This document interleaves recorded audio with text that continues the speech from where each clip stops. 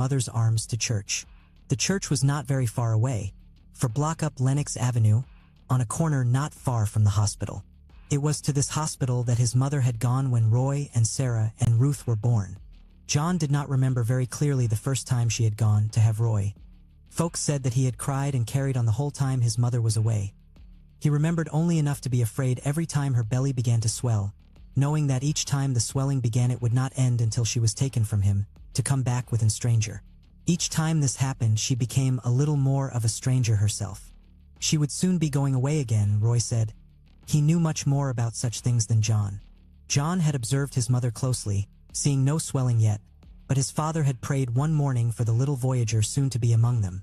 And so John knew that Roy spoke the truth. Every Sunday morning, then, since John could remember, they had taken to the streets the Grimes family on their way to church. Sinners along the avenue watched him. Men still wearing their Sunday night clothes, wrinkled and dusty now, muddy-eyed and muddy-faced. And the women with harsh voices and tight, bright dresses, cigarettes between their finger or held tightly in the corners of their mouths. They talked and laughed and fought. Women with harsh voices and tight, bright dresses, cigarettes between their finger. Hello, wizards. Hope you are doing fine.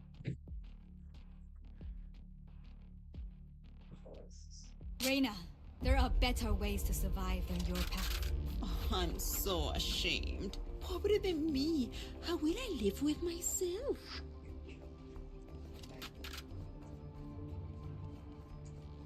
No.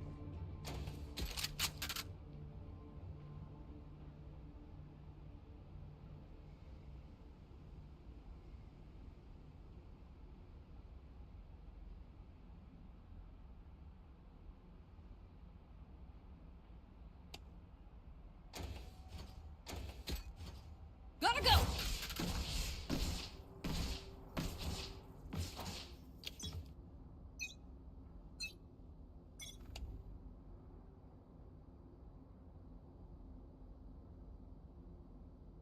Shut up, Wiz.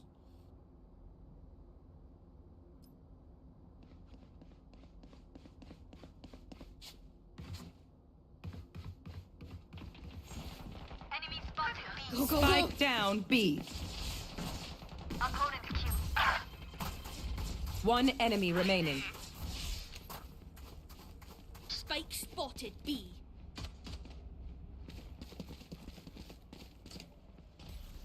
Grenade! Gotta go!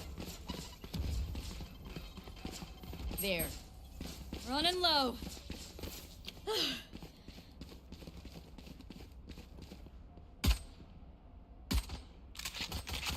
Ugh. Take this! I'm out of here!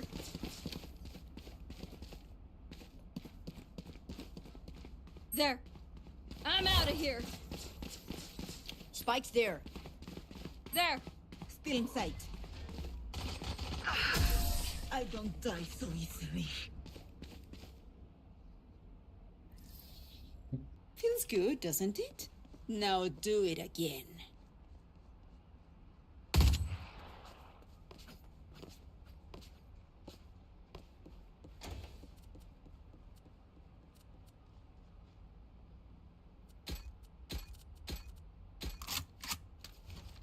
Go, go, go! I love this sport! Go, go, go! Drop in a smoke. Grenade! There. Gotta go! Spike down B. Healing you. One enemy remaining. Enemy spotted. Flawless. Net. We crushed it! Go, go, go! Raise the black. Gotta go!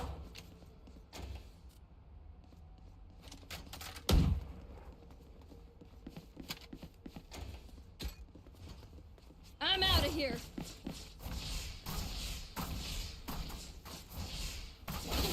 I'm out of here.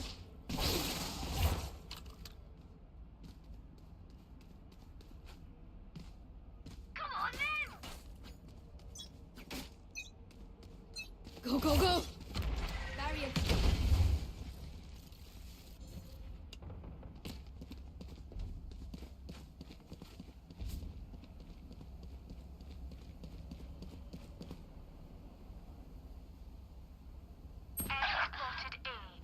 here.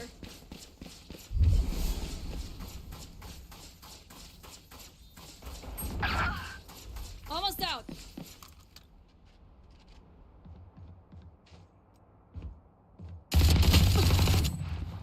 Watch out. Gotta go.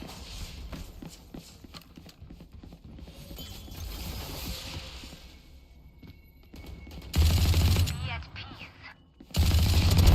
Go away. This way. Last player standing. Spike planted.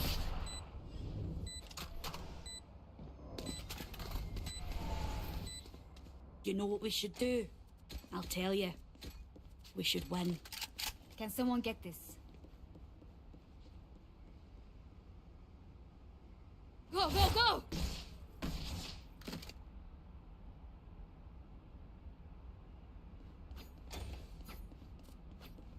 Thank you. All right, muckers. No problem. Off we go. Gotta go! I'm out of here!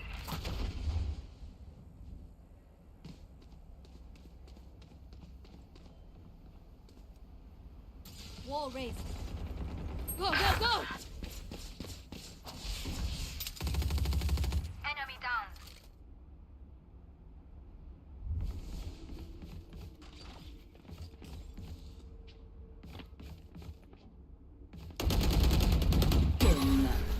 My old friend. Take this! Spike down mid. One enemy remaining. That was their best. Did you? Alright. Take van dat. No one beats my firepower. I got this.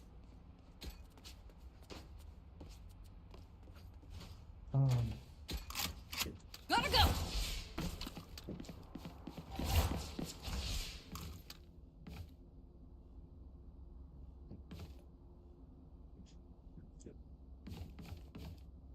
Go, go, go! Quick feet, quick trigger.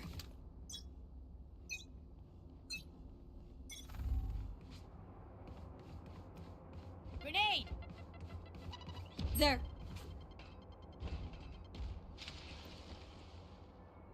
There.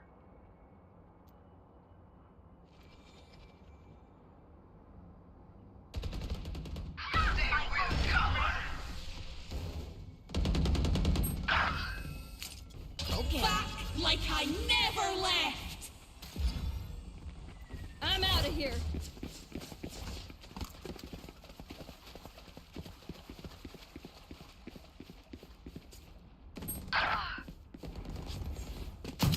I'm out of here. Spike down A.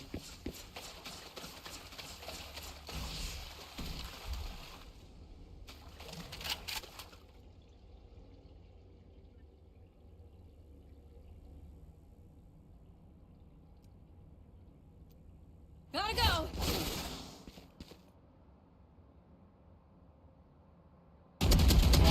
Taken out.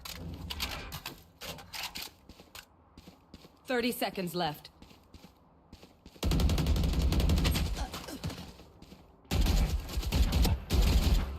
One enemy remaining. Go, go, go. Spot.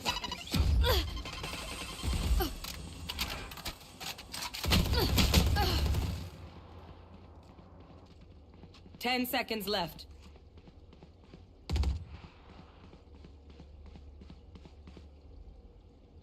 Last player standing.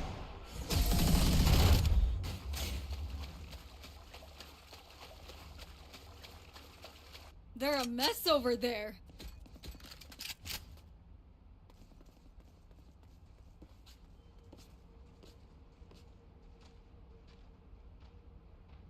Go, go, go. Okay, let's go A or B. I'm outta here.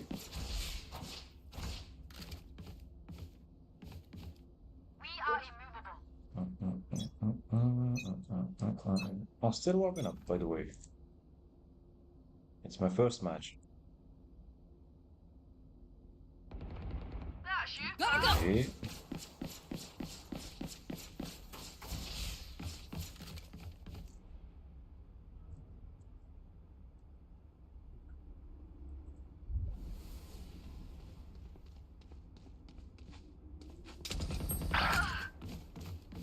Watch out.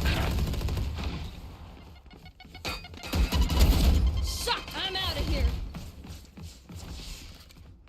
Sage, can you heal please? Sage. You will not kill my ally. Sage, heal. Oh my god. I just myself, I'm sorry. Coming through. Fire in the hole. Gotta go.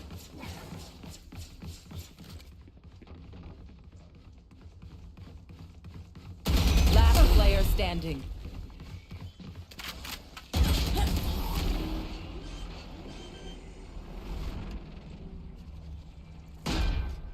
They want to dance? I'll lead.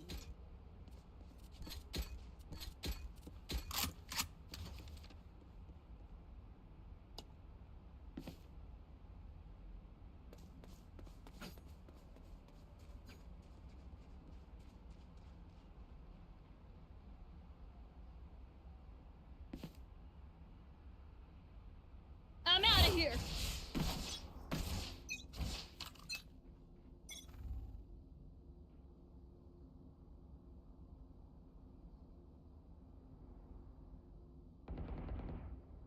Enemy spotted B.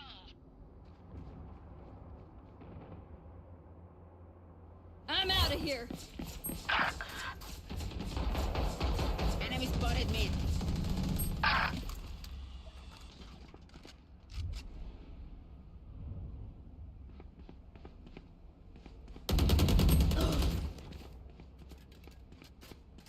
Last player standing. Smart move. Go, go, go.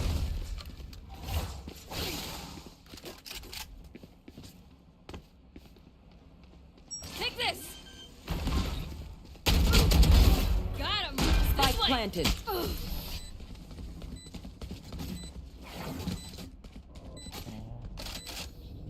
Ingat ka. Don't get stabbed. Bad way to go.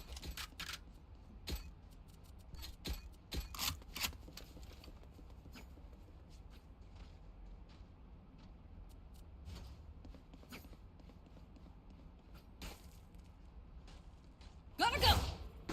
Okay. Let's go, right? Can I get a drop?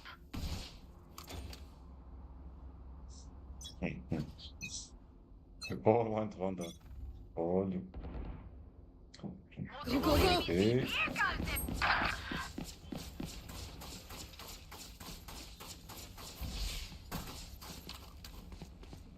Gotta go. I'm out of here.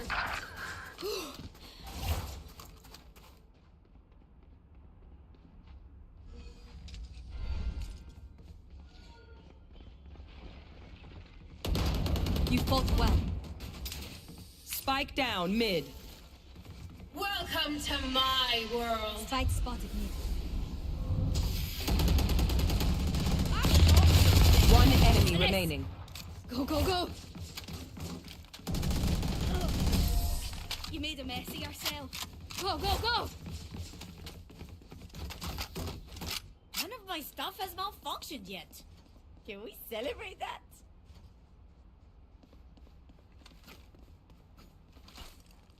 I'm out of here.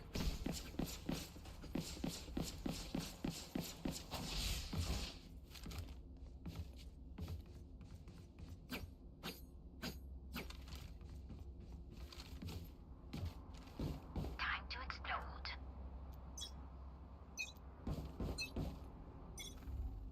No peeking. There. Enemy spotted A. Enemy spotted A. Bye bye. Refreshing. My ult is ready. Spike down A. Spike spotted. Gotta go. Healing you. One enemy remaining. Gotta go.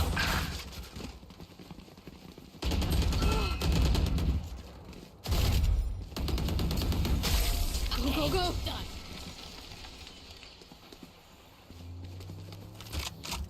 Their lives are so meaningless. Might I'm as outta well here. give them to me.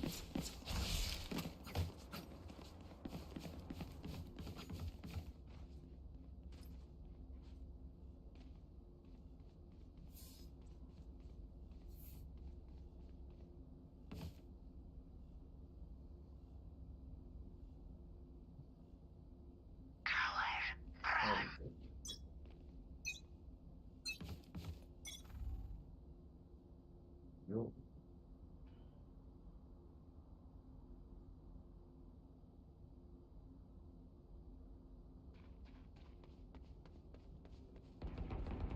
Go, go, go!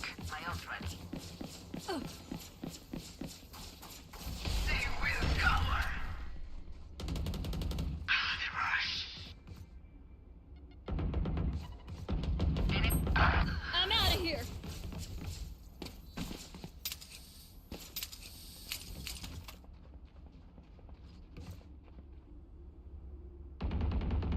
Drop in a smoke.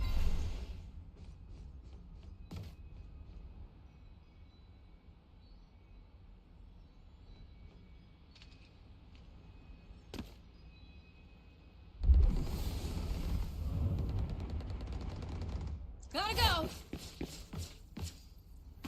Gun here. Gotta go! Spike down B. Here. I'm out of here! 30 seconds left. Satchel out. Satchel out. Last player standing. Yeah, catch!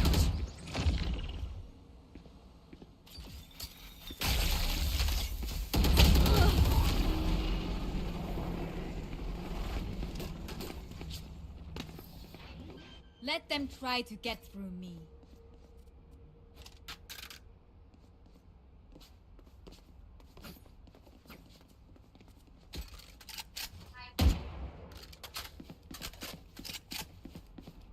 Gotta go!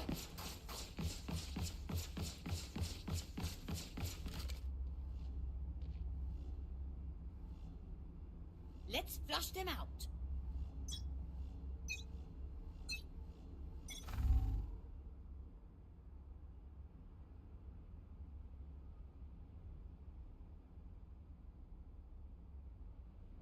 Go, go, go!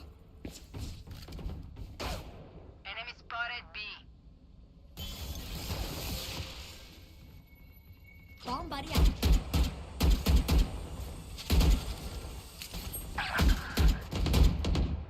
Fire in that hole! Go, go, go! Is possible.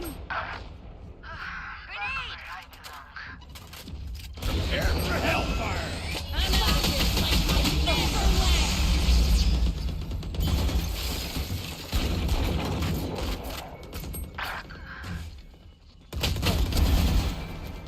Spike there. Spike down mid. Last player standing.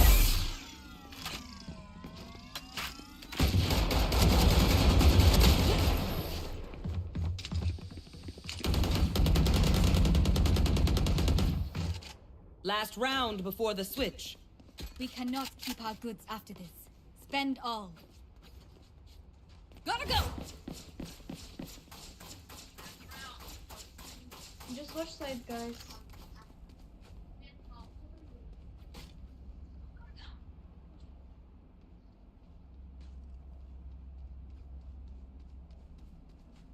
You guys don't push, just wait for them to come.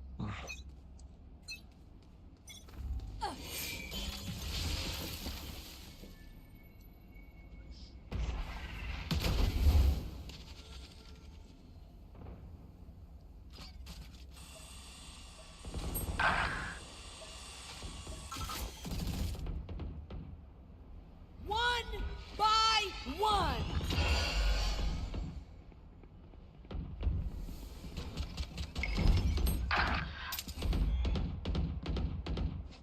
Here we go! Zapped!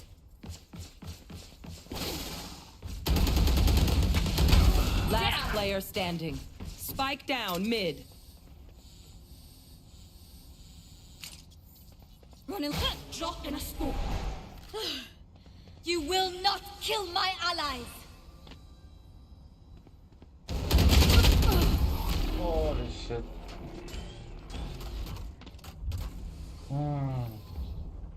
Switching sides. The symphony of death. Don't worry, you get used to it. Gotta go!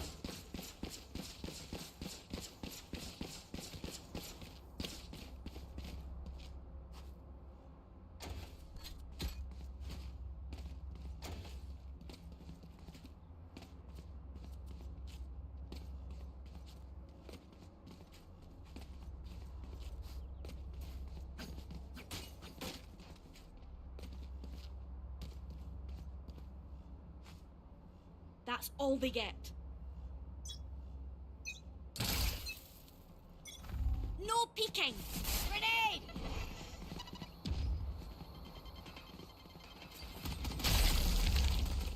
Nailed it. Go, go, go! We're good! Spike planted.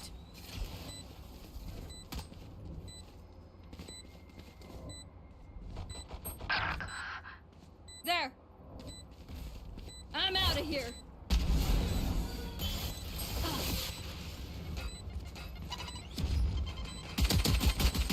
Woo! Nat 20! Last player standing. Back off. One enemy remaining. Gotta go!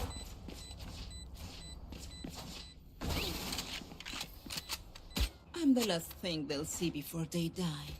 Lucky them.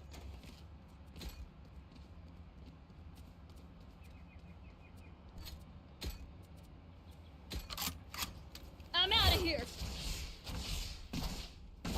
Go, go, go!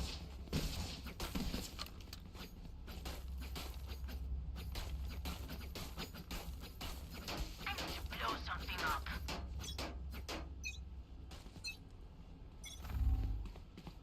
Grenade! No peeking! Go, go, go! Got him! I'm out of here! Bomb buddy out! Coming through! Go, go, go! Cut him there. Plant the spike!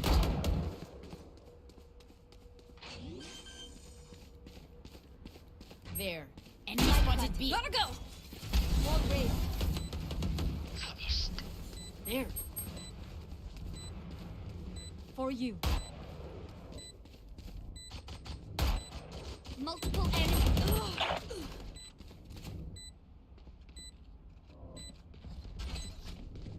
One enemy remaining. Reloading. Gotta go. I'm out of here. All right, lucky socks. Don't fail me now. Gotta go.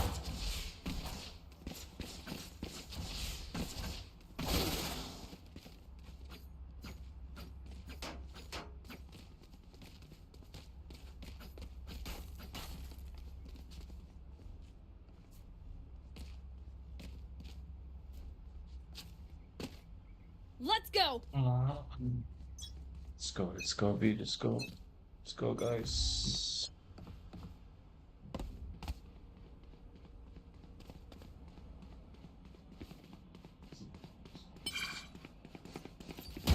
I'm out of here. Enemies dropping a smoke. Coming through. Go, go, go. Go, go, go. For you. Refreshing. Reloading. Our spike carriers back. Last player standing. Spike down B.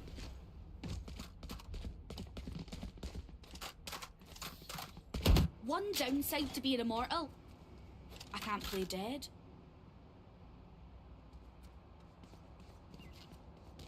Can someone get this?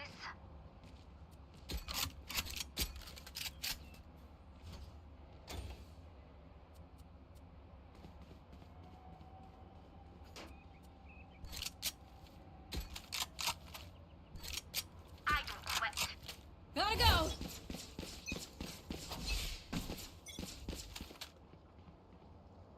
I'm out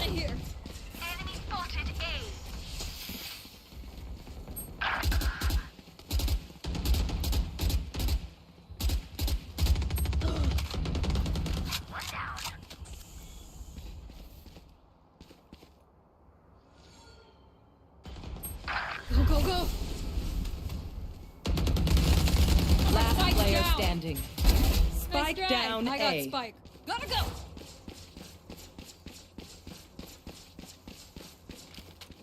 Gotta go. Almost out. I'm out of here. Go, go, go! Shortcut!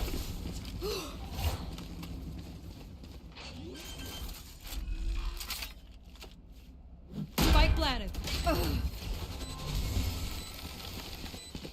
Sorry.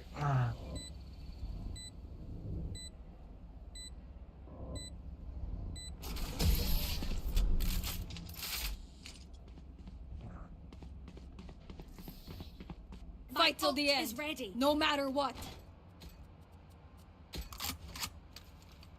Can someone get this? Let's go from mid and B at the same time. I'm out of here.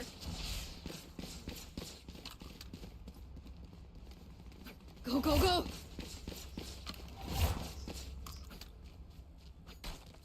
Ah, break's over. Give me spike station. I got drop. Spike. Enemy spotted Gotta me. go. I'm out of here.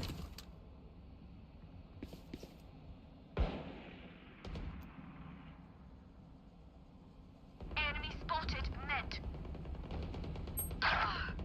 Back like I never left. This way. I'm out of here. Enemy spotted A. My ult's ready. One enemy Gotta go. remaining.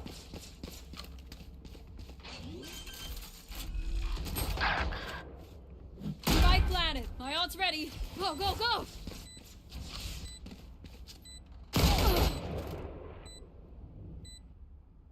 No peeking. Very nice, Reyna. Tarana! Clock sticking.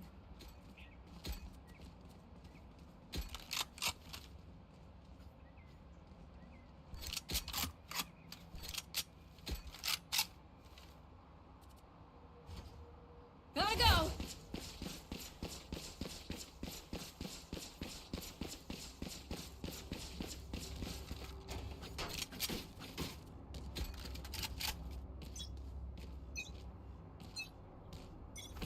Drop in a smoke.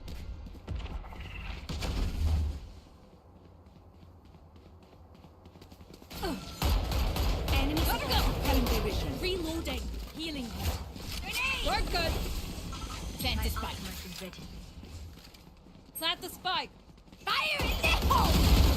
Raise Reloading. there. Get out of here. Reload. Plant. There. Watch out! Barrier created. Go, go, go!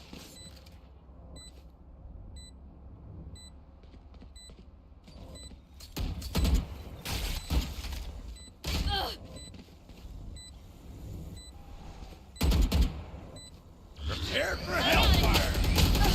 Last player standing. One enemy remaining. You're right.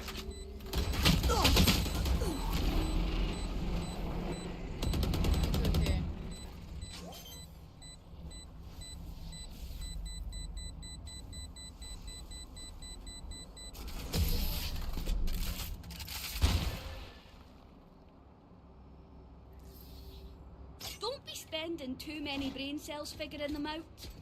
Overthinking is just as bad as underthinking. Need a drop.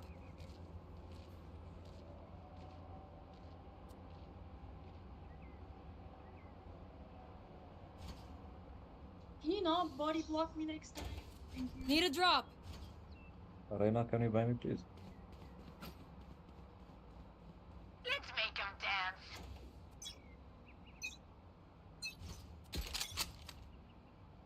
Go, go, go! They will cower.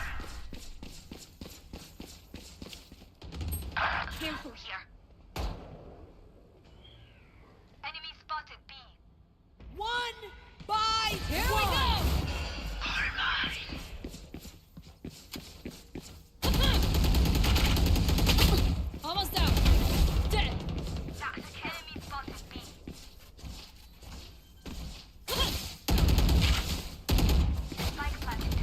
Running low. Take this! One enemy remaining. There.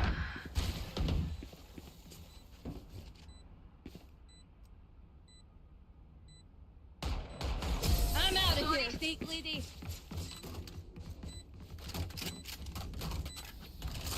They're just batteries. And I need a recharge.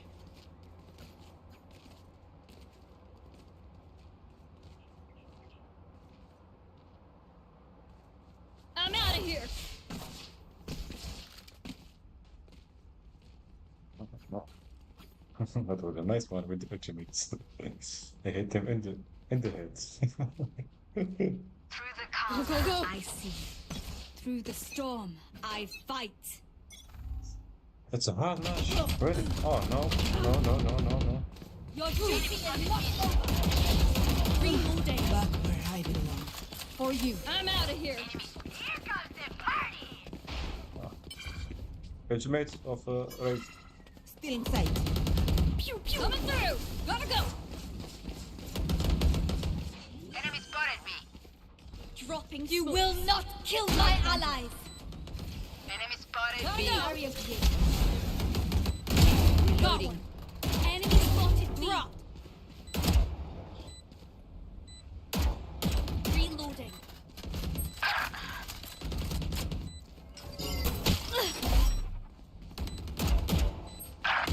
Watch out.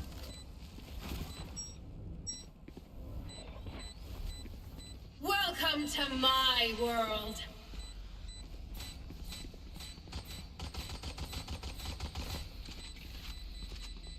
One enemy remaining. Your tactics Very nice. failed. Very nice stage. Thank you. My You're ult up. is ready. Stay safe. Can I get a drop? Thanks.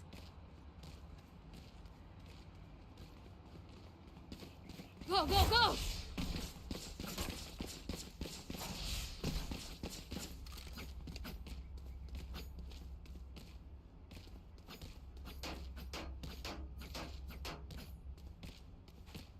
We go!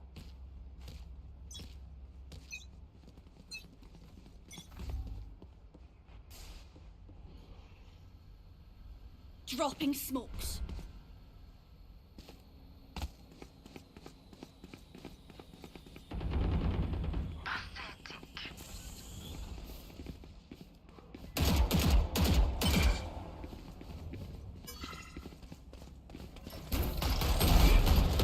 This way! Go, go, go!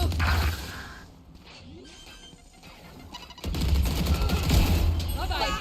Like I never left! Spike down B. Take this!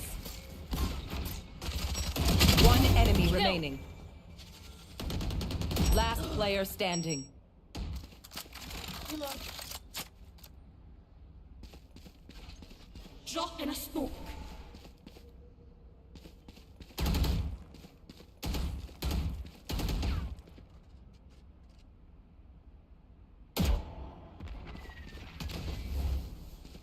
Gotta go! Too slow!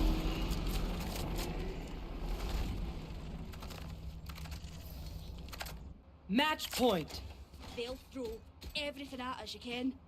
Go, go, go!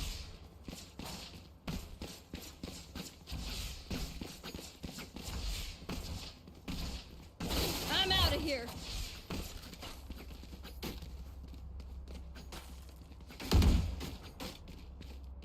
I'm out of here. Take Gotta go.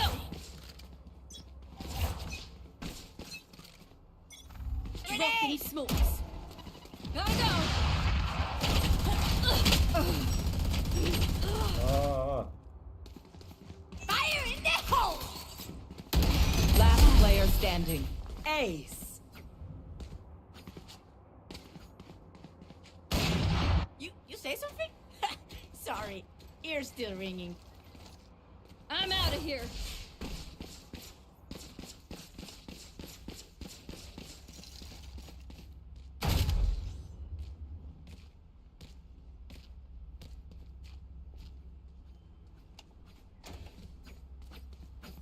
Who wants Odin? I can buy. Need a Can drop. someone get this? Can I get a drop? Thank you. Go ahead. Have a kit. Grenade! Reloading. No peeking. Reload.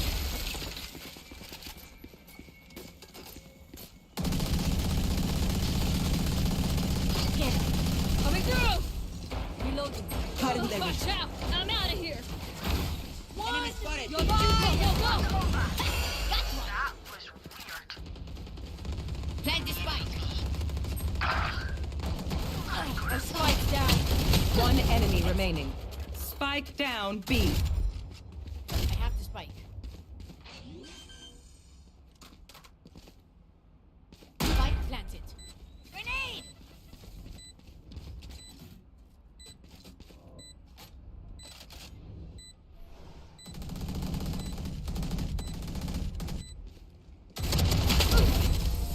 Ow. Attackers win. The city is safe. Or, what's left of it. Never said I was perfect.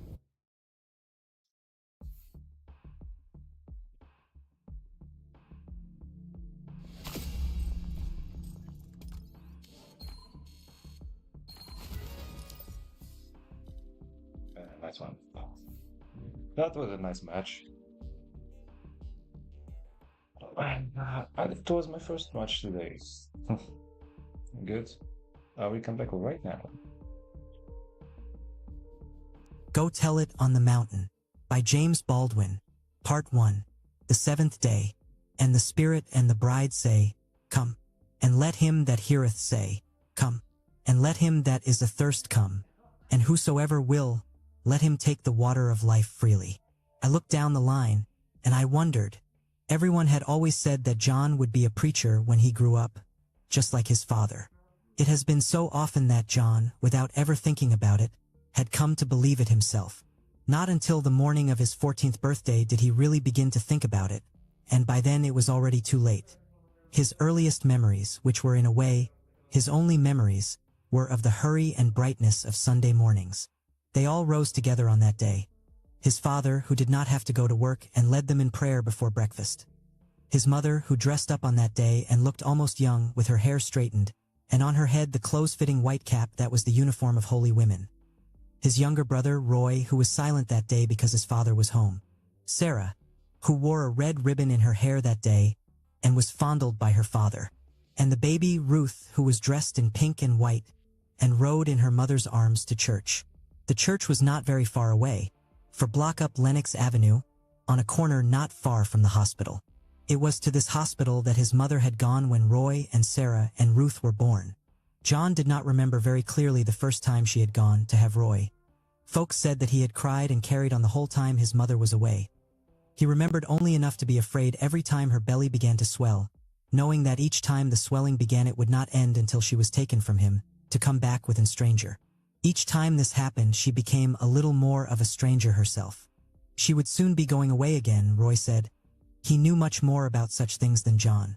John had observed his mother closely, seeing no swelling yet, but his father had prayed one morning for the little voyager soon to be among them. And so John knew that Roy spoke the truth.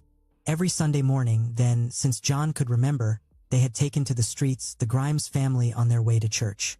Sinners along the avenue watched him.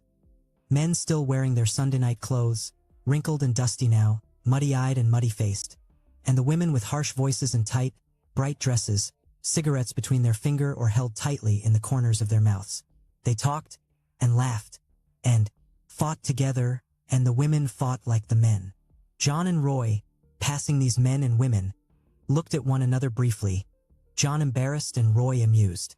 Roy would be like them when he grew up, if the Lord did not change his heart. These men and women they passed on Sunday mornings had spent the night in bars, or in cat houses, or on the streets, or on the rooftops, or under the stairs. They had been drinking. They had gone from cursing to laughter, to anger, to lust. Once he and Roy had watched a man and woman in the basement of a condemned house. They did it standing up. The woman had wanted 50 cents, and the man had flashed a razor. John had never watched again. He had been afraid. But Roy had watched them many times, and he told John he had done it with some girls down the block.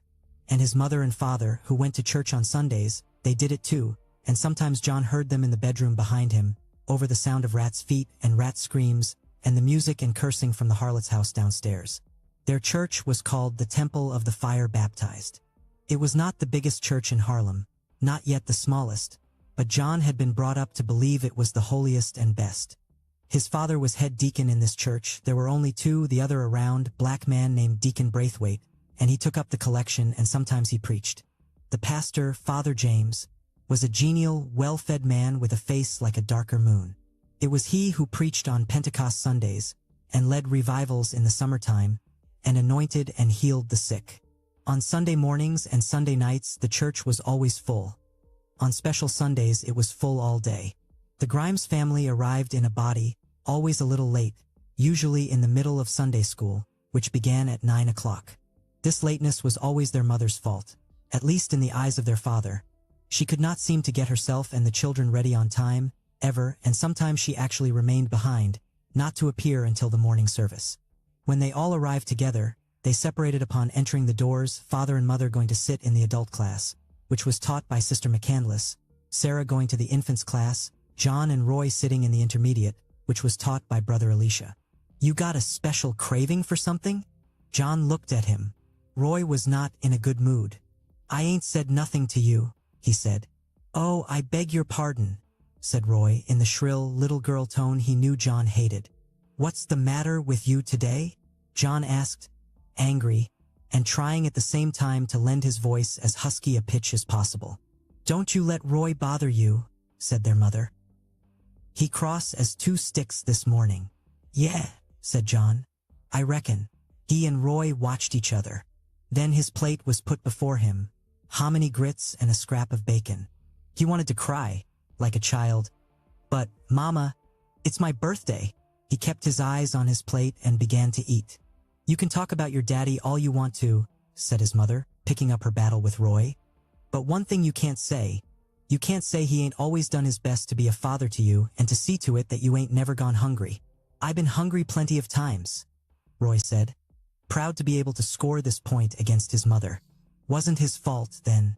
Wasn't because he wasn't trying to feed you. Then man shoveled snow in zero weather when he ought to been in bed just to put food in your belly." "Wasn't just my belly," said Roy indignantly. "He got a belly too, I know. It's a shame the way that man eats. I sure ain't asked him to shovel no snow for me." But he dropped his eyes, suspecting a flaw in his argument. "I just don't want him beating on me all the time," he said at last. "I ain't no dog." She sighed and turned slightly away, looking out of the window. "Your daddy beats you," she said, "because he loves you." Roy laughed. "That ain't the kind of love I understand, old lady. What you reckon he'd do if he didn't love me?" "He'd let you go right on," she flashed. "Right on down to hell where it looks like you is just determined to go anyhow. Right on, Mr. Man, till somebody puts a knife in you or takes you off to jail." "Mama," John asked suddenly, "is Daddy a good man?" He had not known that he was going to ask the question, and he watched in astonishment as her mouth tightened and her eyes grew dark. "That ain't no kind of question," she said mildly. "You don't know no better men, do you?" "Looks to me like he's a mighty good man," said Sarah. "He sure is praying all the time. You children is young," their mother said.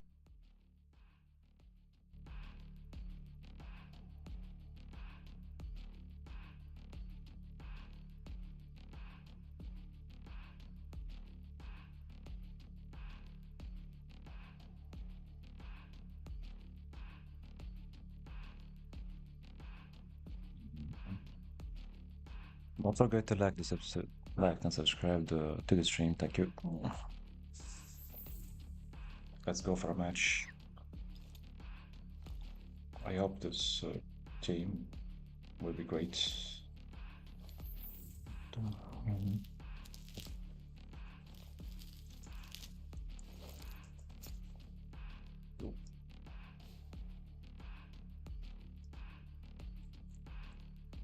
Hello, guys.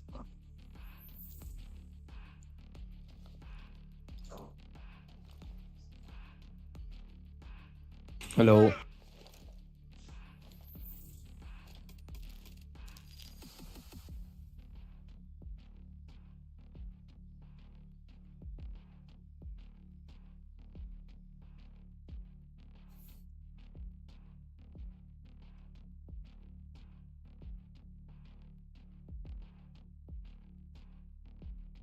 Nobody escapes me, but they'll try.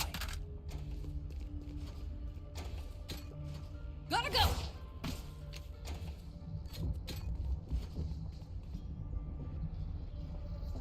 Go, go, go!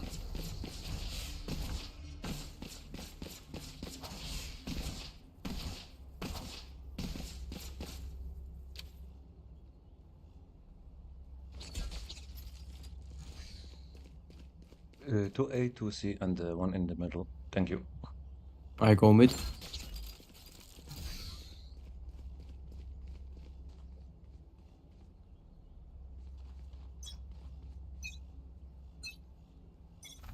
Omen, go C, please. Where do you see me on the map, bro? Someone see. I'm Let's out see. of here! Smoke some see it. And I'll let you.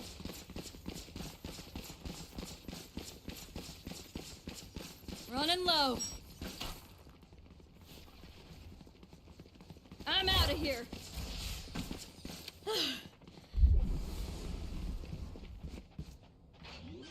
Yeah, planting C. Enemy Spike planted. Have one of these.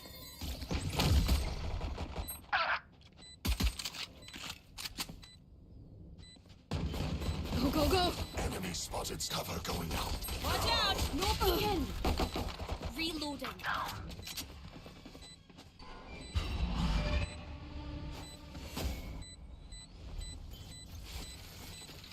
Two left. Last player standing. Oh my god, slow reaction. Ah, Clover, you didn't see it. Slam.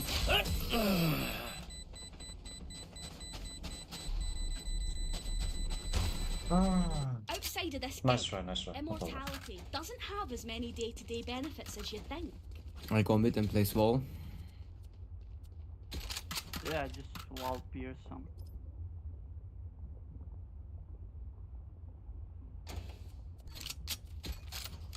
Gotta go. I think they would rush again, so watch. Move.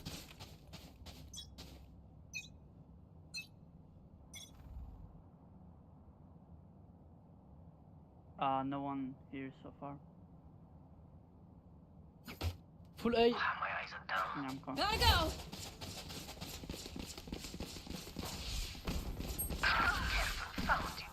Shadows. Almost out.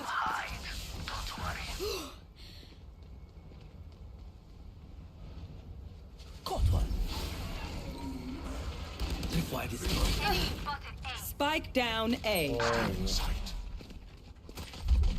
Last player standing.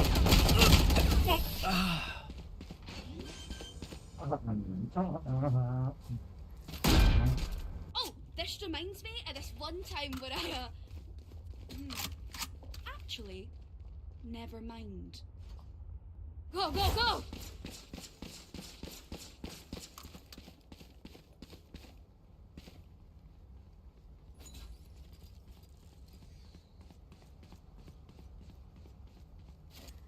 Guys, just don't push and wait for them to come.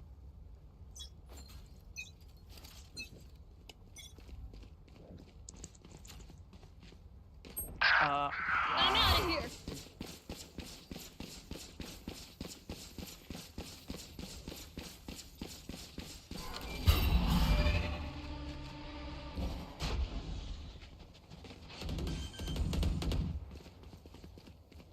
Drop Spike planted. 1, 2, 3. This way. I'm out of here. See. Target down. Here.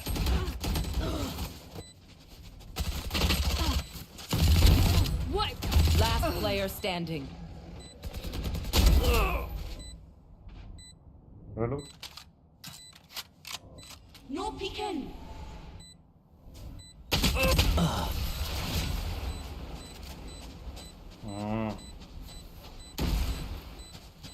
Prepare yourselves. We fight once again.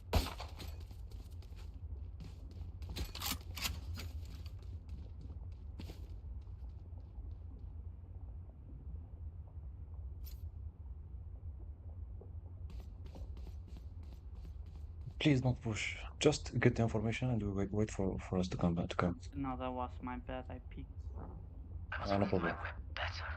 Go, go, go!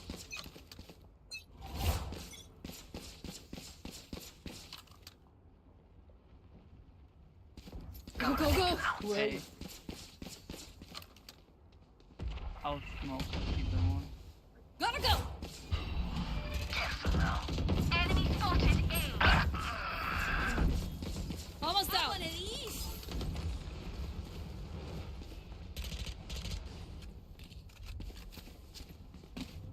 Just watch the smokes, guys.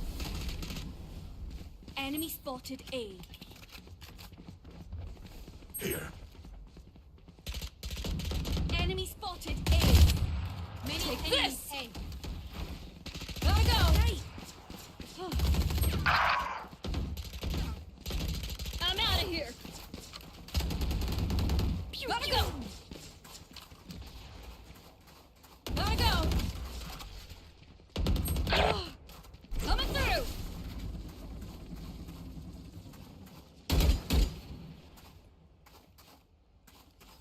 Spike planted. Go, go, go! I'm out of here. Running low.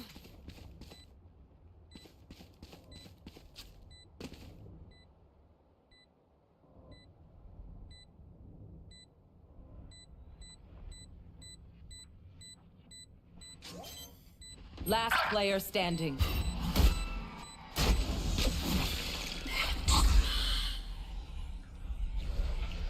You didn't come here to die. Ugh.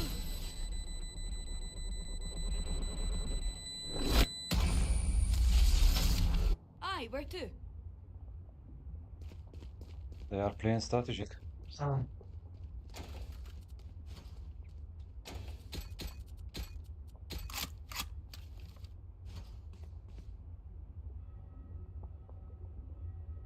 No, no, don't say that. Don't say that.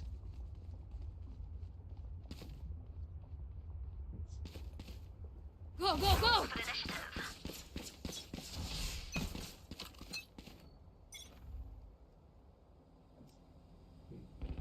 Wall raised. See. Gotta go! Someone A. Only one. See.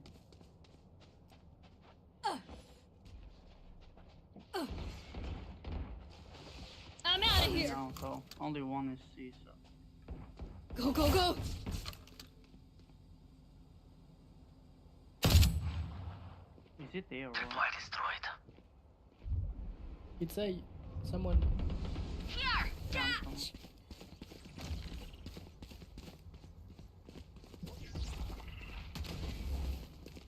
Here.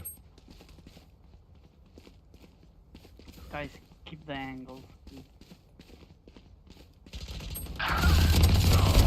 Nice Real. try. Joke's over! You're dead!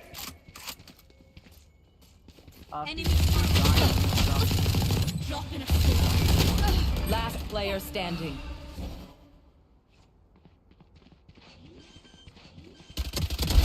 We turn to dust.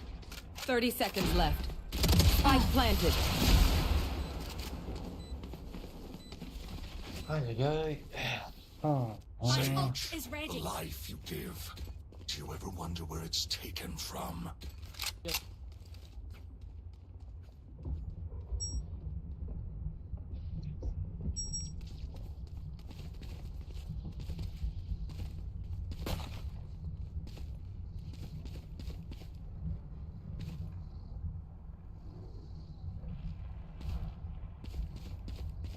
Open on A, open on C. Go, go, go! Someone C. All Yeah, C, they're all all C, C. all C.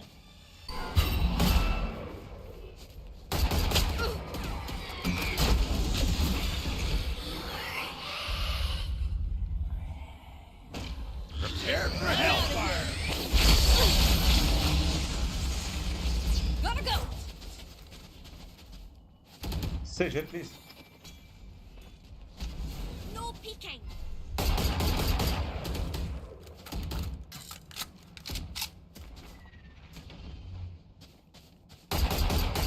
Rotate. I'll keep garage. Yeah, they're rotating.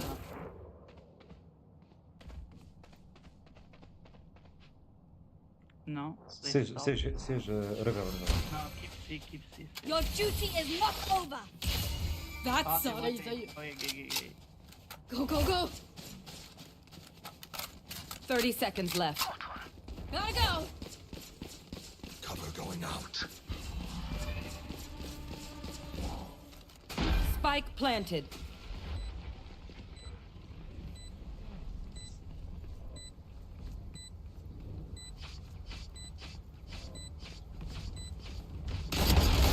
One dead.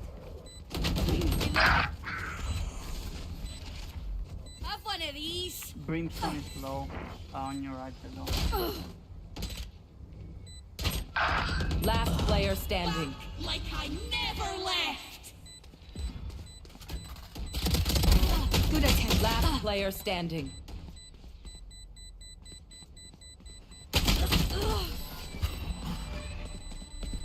Oh god, we're losing here. Oh no. We know more than we did And the before. plan. Let's use that.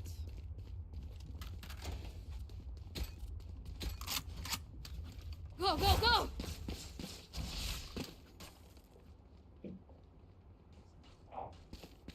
I'm out of here.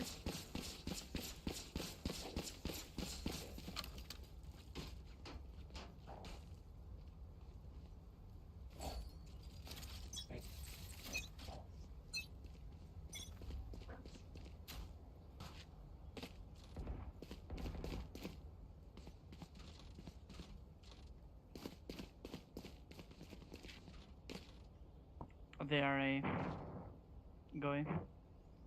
Ay, sunod yun, ayo. No, it's C.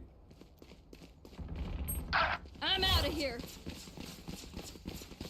Yes. Spike planted. Oh no, C.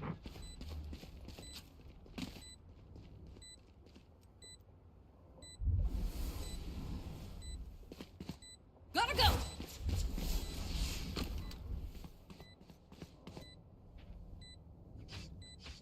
Shadows traveling.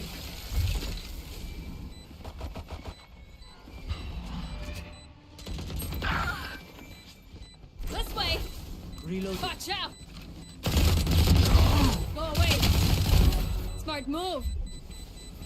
Here we go. Last player standing.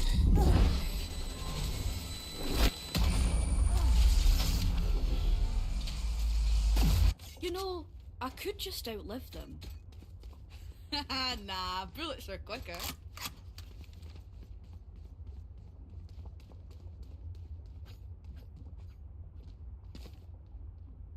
La la la.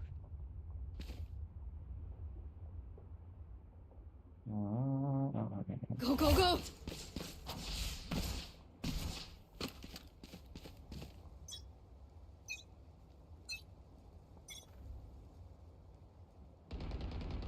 Careful.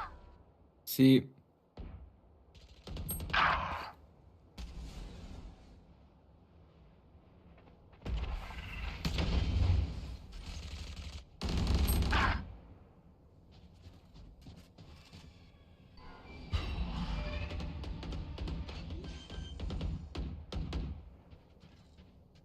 Spike planted.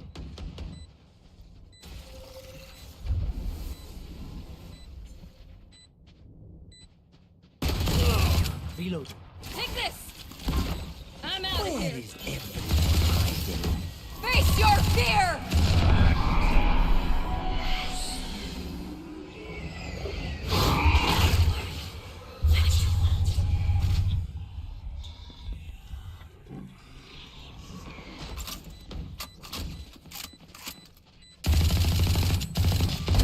Kill.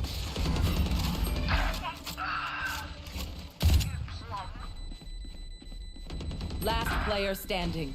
Gotta go!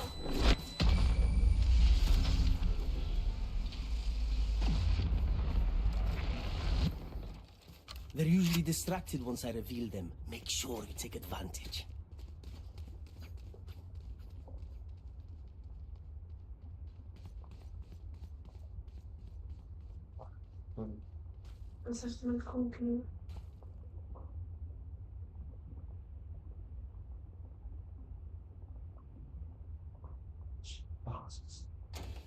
I'll show them. Lintik kayo.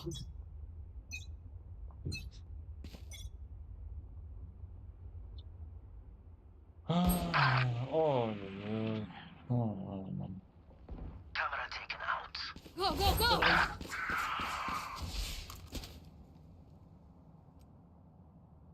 Tripwire destroyed. Goodbye. Careful now. Tripwire destroyed.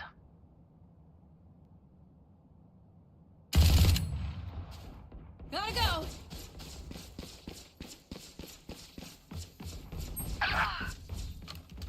You will not kill my allies! Buried. Last player standing. Spike planted. This way! I'm out of here!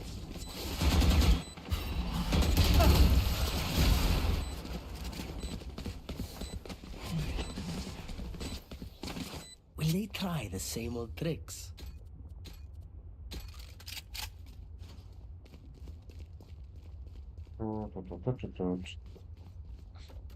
Alright. Just as a big little. Oh yeah. I'm gonna fight that. Go, go, go!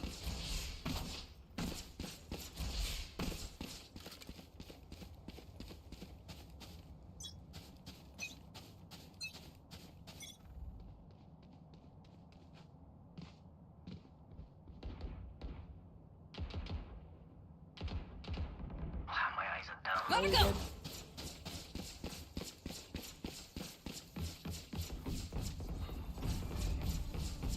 Almost out. Joke's over! You're dead! Prepare for hellfire!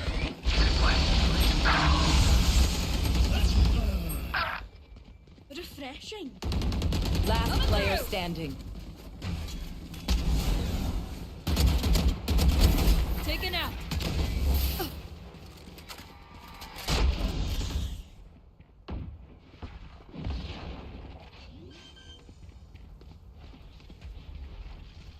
Spike planted.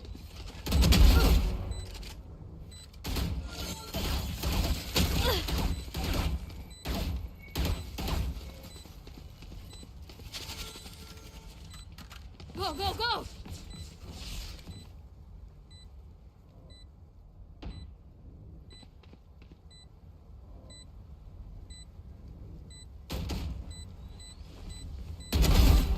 That's 3. Team Ace.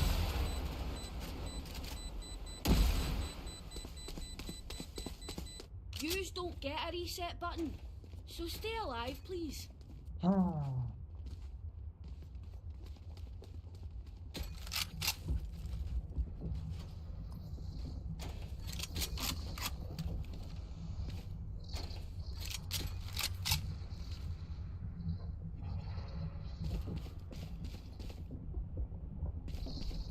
Snuff them out.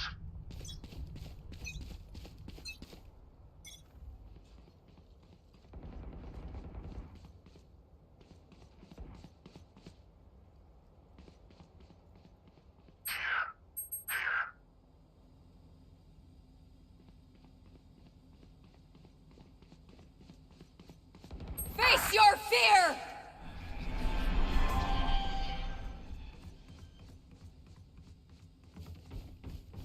Spike Gotta planted. go! Shadows traveling.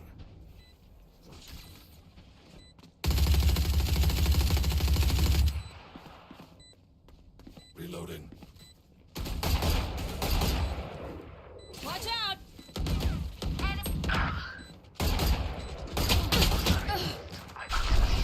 Watch them run. Last player standing. Where is everyone hiding?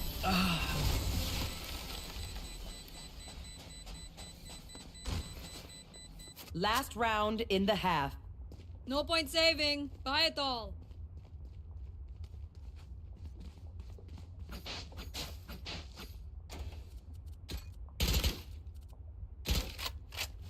Reloading.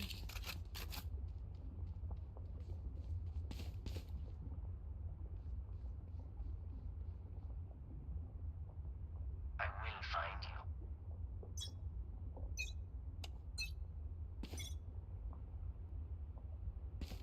I'm out of here.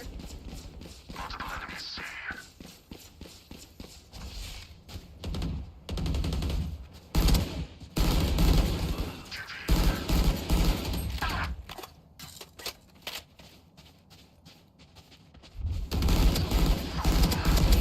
One enemy remaining.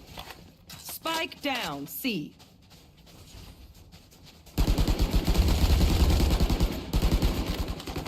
You think you can kill me?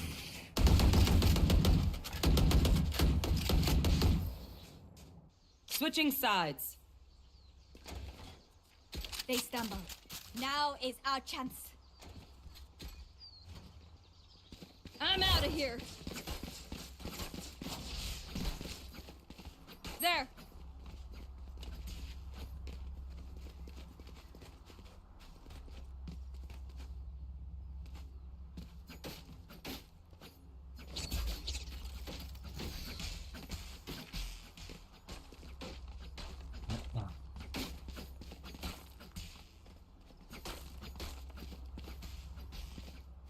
Reloading. Omen, Staunch the bleeding. go fake C, Fight back. but try don't not die.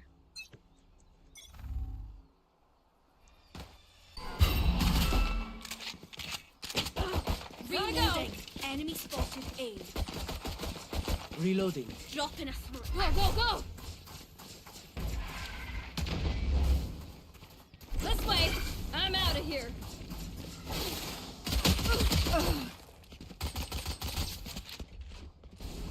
My camera is destroyed.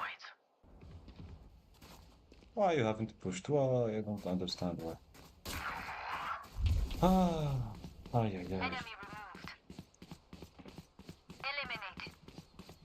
No charges. One enemy remaining.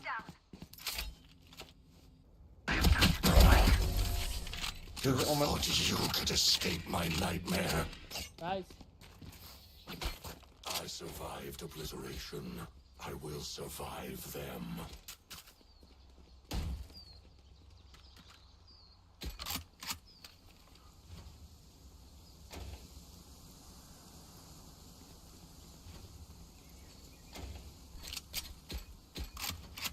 Go, go, go! Let's go!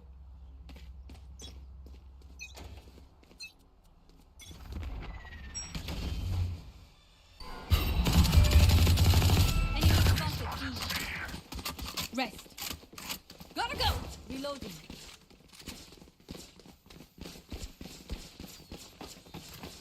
No, they're there, like 3 of them. Go B. I'm out of here!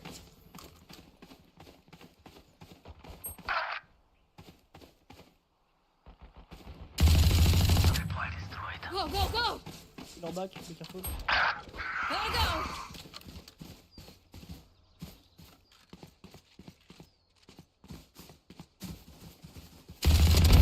Got one. Spike carriers down. Spike down, attacker spawn. Reloading. Go, go, go! Last player standing. Raise me, Leon. Raise me. I'm out.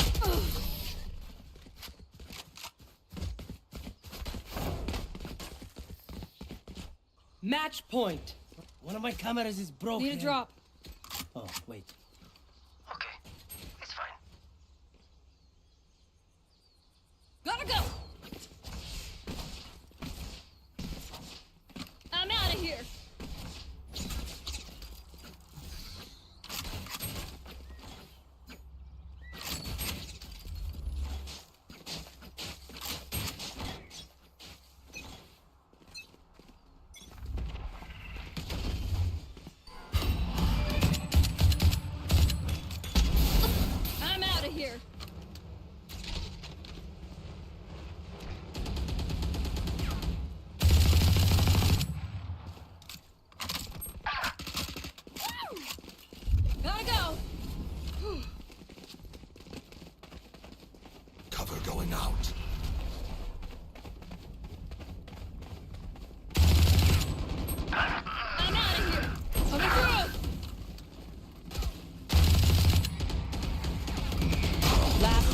standing.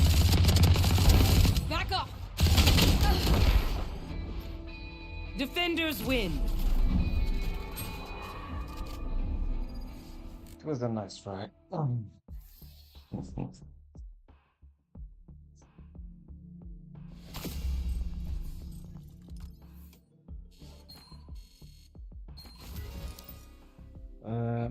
My bros, I will go eat and come back, okay?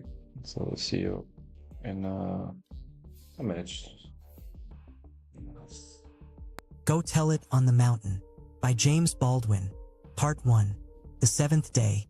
And the Spirit and the bride say, Come. And let him that heareth say, Come. And let him that is athirst come. And whosoever will, let him take the water of life freely. I looked down the line, and I wondered. Everyone had always said that John would be a preacher when he grew up, just like his father. It has been so often that John, without ever thinking about it, had come to believe it himself. Not until the morning of his 14th birthday did he really begin to think about it, and by then it was already too late. His earliest memories, which were in a way his only memories, were of the hurry and brightness of Sunday mornings. They all rose together on that day. His father, who did not have to go to work and led them in prayer before breakfast. His mother, who dressed up on that day and looked almost young with her hair straightened, and on her head the close-fitting white cap that was the uniform of holy women. His younger brother, Roy, who was silent that day because his father was home. Sarah, who wore a red ribbon in her hair that day and was fondled by her father. And the baby, Ruth, who was dressed in pink and white and rode in her mother's arms to church. The church was not very far away, for block up Lenox Avenue, on a corner not far from the hospital. It was to this hospital that his mother had gone when Roy and Sarah and Ruth were born. John did not remember very clearly the first time she had gone to have Roy. Folks said that he had cried and carried on the whole time his mother was away. He remembered only enough to be afraid every time her belly began to swell, knowing that each time the swelling began it would not end until she was taken from him, to come back within stranger. Each time this happened, she became a little more of a stranger herself. She would soon be going away again, Roy said. He knew much more about such things than John. John had observed his mother closely, seeing no swelling yet, but his father had prayed one morning for the little voyager soon to be among them. And so John knew that Roy spoke the truth. Every Sunday morning, then, since John could remember, they had taken to the streets the Grimes family on their way to church. Sinners along the avenue watched him. Men still wearing their Sunday night clothes, wrinkled and dusty now, muddy-eyed and muddy-faced. And the women with harsh voices and tight, bright dresses, cigarettes between their finger or held tightly in the corners of their mouths. They talked and laughed and fought together, and the women fought like the men. John and Roy, passing these men and women, looked at one another briefly, John embarrassed and Roy amused. Roy would be like them when he grew up, if the Lord did not change his heart. These men and women they passed on Sunday mornings had spent the night in bars, or in cat houses, or on the streets, or on the rooftops, or under the stairs. They had been drinking. They had gone from cursing to laughter, to anger, to lust. Once he and Roy had watched a man and woman in the basement of a condemned house. They did it standing up. The woman had wanted 50 cents, and the man had flashed a razor. John had never watched again. He had been afraid. But Roy had watched them many times, and he told John he had done it with some girls down the block. And his mother and father, who went to church on Sundays, they did it too, and sometimes John heard them in the bedroom behind him, over the sound of rats' feet and rat screams, and the music and cursing from the harlot's house downstairs. Their church was called the Temple of the Fire Baptized. It was not the biggest church in Harlem, not yet the smallest, but John had been brought up to believe it was the holiest and best. His father was head deacon in this church. There were only two, the other a round, black man named Deacon Braithwaite, and he took up the collection and sometimes he preached. The pastor, Father James, was a genial, well-fed man with a face like a darker moon. It was he who preached on Pentecost Sundays and led revivals in the summertime and anointed and healed the sick. On Sunday mornings and Sunday nights, the church was always full. On special Sundays, it was full all day. The Grimes family arrived in a body, always a little late, usually in the middle of Sunday school, which began at 9 o'clock. This lateness was always their mother's fault, at least in the eyes of their father. She could not seem to get herself and the children ready on time, ever, and sometimes she actually remained behind, not to appear until the morning service. When they all arrived together, they separated upon entering the doors, father and mother going to sit in the adult class, which was taught by Sister McCandless, Sarah going to the infants class, John and Roy sitting in the intermediate, which was taught by Brother Alicia. "You got a special craving for something?" John looked at him. Roy was not in a good mood. "I ain't said nothing to you," he said. "Oh, I beg your pardon," said Roy in the shrill little girl tone he knew John hated. "What's the matter with you today?" John asked, angry, and trying at the same time to lend his voice as husky a pitch as possible. "Don't you let Roy bother you," said their mother. "He cross as two sticks this morning." "Yeah," said John. "I reckon." He and Roy watched each other. Then his plate was put before him, hominy grits and a scrap of bacon. He wanted to cry, like a child. "But, Mama, it's my birthday." He kept his eyes on his plate and began to eat. "You can talk about your daddy all you want to," said his mother, picking up her battle with Roy. "But one thing you can't say he ain't always done his best to be a father to you and to see to it that you ain't never gone hungry." "I been hungry plenty of times," Roy said, proud to be able to score this point against his mother. "Wasn't his fault, then. Wasn't because he wasn't trying to feed you. Then man shoveled snow in zero weather when he ought to been in bed just to put food in your belly." "Wasn't just my belly," said Roy indignantly. "He got a belly too, I know. It's a shame the way that man eats. I sure ain't asked him to shovel no snow for me." But he dropped his eyes, suspecting a flaw in his argument. "I just don't want him beating on me all the time," he said at last. "I ain't no dog." She sighed and turned slightly away, looking out of the window. "Your daddy beats you," she said, "because he loves you." Roy laughed. "That ain't the kind of love I understand, old lady. What you reckon he'd do if he didn't love me?" "He'd let you go right on," she flashed. "Right on down to hell where it looks like you is just determined to go anyhow. Right on, Mr. Man, till somebody puts a knife in you or takes you off to jail."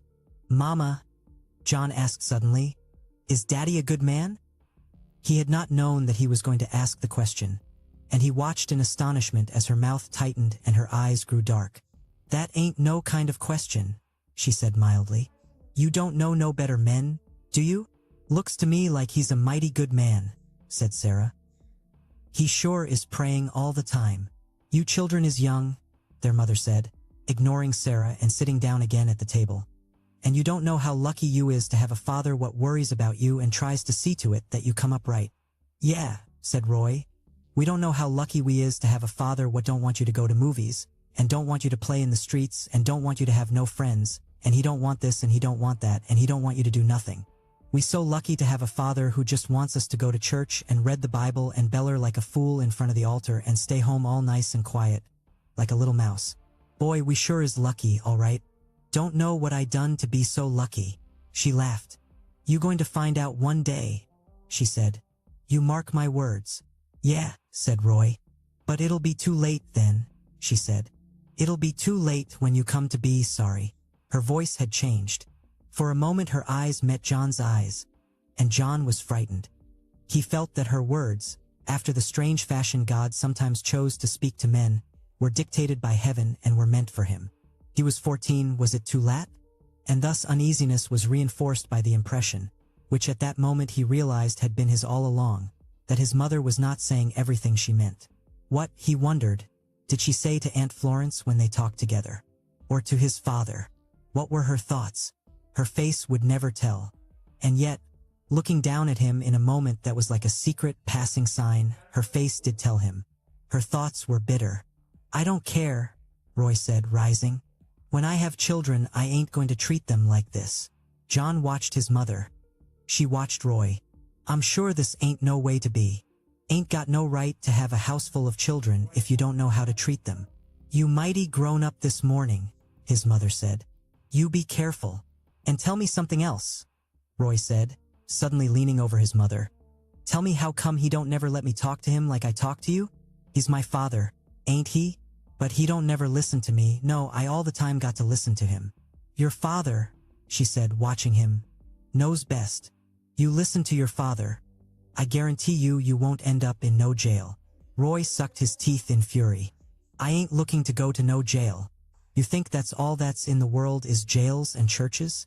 You ought to know better than that, Ma. I know, she said. There ain't no safety except you walk humble before the Lord. You gonna find it out, too, one day. You go on hardhead. You going to come to grief. And suddenly Rot grinned. But you be there, won't you, Ma, when I'm in trouble? You don't know, she said, trying not to smile. How long the Lord's going to let me stay with you? Roy turned and did a dance step. That's all right, he said. I know the Lord ain't as hard as Daddy. Is he, boy? He demanded of John, and struck him lightly on the forehead. Boy, let me eat my breakfast, John muttered, though his plate had long been empty, and he was pleased that Roy had turned to him. That sure is a crazy boy, ventured Sarah soberly. Just listen, cried Roy. To the little Saint One, Daddy ain't never going to have trouble with her. That one, she was born holy. I bet the first words she ever said was, "Thank you, Jesus." Ain't that so, Ma? You stop this foolishness, she said, laughing, and go on about your work. Can't nobody play the fool with you all morning? Oh, is you got work for me to do this morning? Well, I declare, said Roy. What you got for me to do? I got the woodwork in the dining room for you to do. And you going to do it, too, before you set foot out of this house. Now, why you want to talk like that, Ma? Is I said I wouldn't do it? You know I'm a right good worker when I got a mind. After I do it, can I go? You go ahead and do it and we'll see. You better do it right. I always do it right, said Roy. You won't know your old woodwork when I get through. John, said his mother, you sweep the front room for me like a good boy and dust the furniture. I'm gonna clean up in here. Yes'm, he said and rose. She had forgotten about his birthday. He swore he would not mention it. He would not think about it any more. To sweep the front room meant, principally, to sweep the heavy red and green and purple Oriental-style carpet that had once been that room's glory, but was now so faded that it was all one swimming color, and so frayed in places that it tangled with the broom. John hated sweeping this carpet, for dust rose, clogging his nose and sticking to his sweaty skin, and he felt that should be sweep it forever. The clouds of dust would not diminish, the rug would not be clean. It became in his imagination his impossible, lifelong task, his hard trial, like that of a man he had read about somewhere, whose curse it was to push a boulder up a steep hill, only to have the giant who guarded the hill roll the boulder down again, and so on, forever throughout eternity. He was still out there, that hapless man, somewhere at the other end of the earth, pushing his boulder up the hill. He had John's entire sympathy, for the longest and hardest part of his Saturday mornings was his voyage with the broom across this endless rug. And coming to the French doors that ended the living room and stopped the rug, he felt like an indescribably weary traveler who sees his home at last. Yet for each dustpan he so laboriously filled at the door still demons added to the rug 20 more.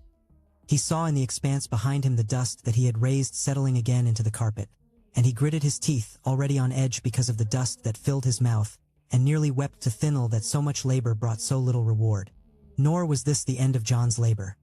For, having put away the broom and the dustpan, he took from the small bucket under the sink the dust rag and the furniture oil and a damp cloth, and returned to the living room to excavate, as it were, from the dust that threatened to bury them, his family's goods and gear.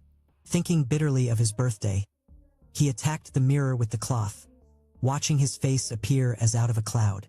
With a shock he saw that his face had not changed, that the hand of Satan was as yet invisible. His father had always said that his face was the face of Satan, and was there not something, in the lift of the eyebrow, in the way his rough hair formed a V on his brow, that bore witness to his father's words? In the eye there was a light that was not the light of heaven, and the mouth trembled lustful and lewd, to drink deep of the wines of hell. He stared at his face as though it were, as indeed it soon appeared to be, the face of a stranger who held secrets that John could never know. And, having thought of it as the face of a stranger, he tried to look at it as a stranger might, and tried to discover what other people saw. But he saw only details. 2 great eyes, and a broad, low forehead, and the triangle of his nose, and his enormous mouth, and the barely perceptible cleft in his chin, which was, his father said, the mark of the devil's little finger. These details did not help him, for the principle of their unity was undiscoverable, and he could not tell what he most passionately desired to know, whether his face was ugly or not. And he dropped his eyes to the mantelpiece, lifting one by one the objects that adorned it. The mantelpiece held, in brave confusion, photographs, greeting cards, flowered mottos, 2 silver candlesticks that held no candles, and a green metal serpent, poised to strike. Today, in his apathy, John stared at them, not seeing. He began to dust them with exaggerated care of the profoundly preoccupied. One of the mottos was pink and blue, and proclaimed in raised letters, which made the work of dusting harder. Come in the evening or come in the morning, come when you're looked for, or come without warning. 1,000 welcomes you'll find here before you, and the oftener you come here, the more we'll adore you. And the other, in letters of fire against a background of gold, stated, For God so loved the world, that he gave his only begotten Son, that whosoever should believe in him should not perish, but have everlasting life. John 3:16. These somewhat unrelated sentiments decorated either side of the mantelpiece, obscured a little by the silver candlesticks. Between these two extremes, the greeting cards, received year after year on Christmas or Easter or birthdays, trumpeted their glad tidings, while the green metal serpent, perpetually malevolent, raised its head proudly in the midst of these trophies, biding the time to strike. Against the mirror, like a procession, the photographs were arranged. These photographs were the true antiques of the family, which seemed to feel that a photograph should commemorate only the most distant past. The photographs of John and Roy, and of the 2 girls, which seemed to violate this unspoken law, served only in fact to prove it most iron-hard. They had all been taken in infancy, a time and a condition that the children could not remember. John in this photograph sat naked on a white counterpane, and people laughed and said that it was cunning. But John could never look at it without feeling shame and anger that his nakedness should be here so unkindly revealed. None of the other children was naked. No, Roy lay in the crib in a white gown and grinned toothlessly into the camera, and Sarah, somber at the age of 6 months, wore a white bonnet, and Ruth was held in her mother's arms. When people looked at these photographs and laughed, their laughter differed from the laughter with which they greeted the naked John. For this reason, when visitors tried to make advances to John, he was sullen, and they, feeling that for some reason he disliked them, retaliated by deciding that he was a funny child. Among the other photographs there was one of Aunt Florence, his father's sister, in which her hair, in the old-fashioned way, was worn high and tied with a ribbon. She had been very young when his photograph was taken, and had just come north. Sometimes, when she came to visit, she called the photograph to witness that she had indeed been beautiful in her youth. There was a photograph of his mother, not the one John liked and had seen only once, but one taken immediately after her marriage. And there was a photograph of his father, dressed in black, sitting on a country porch with his hands folded heavily in his lap. The photograph had been taken on a sunny day, and the sunlight brutally exaggerated the planes of his father's face. He stared into the sun, head raised, unbearable, and though it had been taken when he was young, it was not the face of a young man. Only something archaic in the dress indicated that this photograph had been taken long ago. At the time this picture was taken, Aunt Florence said, he was already a preacher, and had a wife who was now in heaven.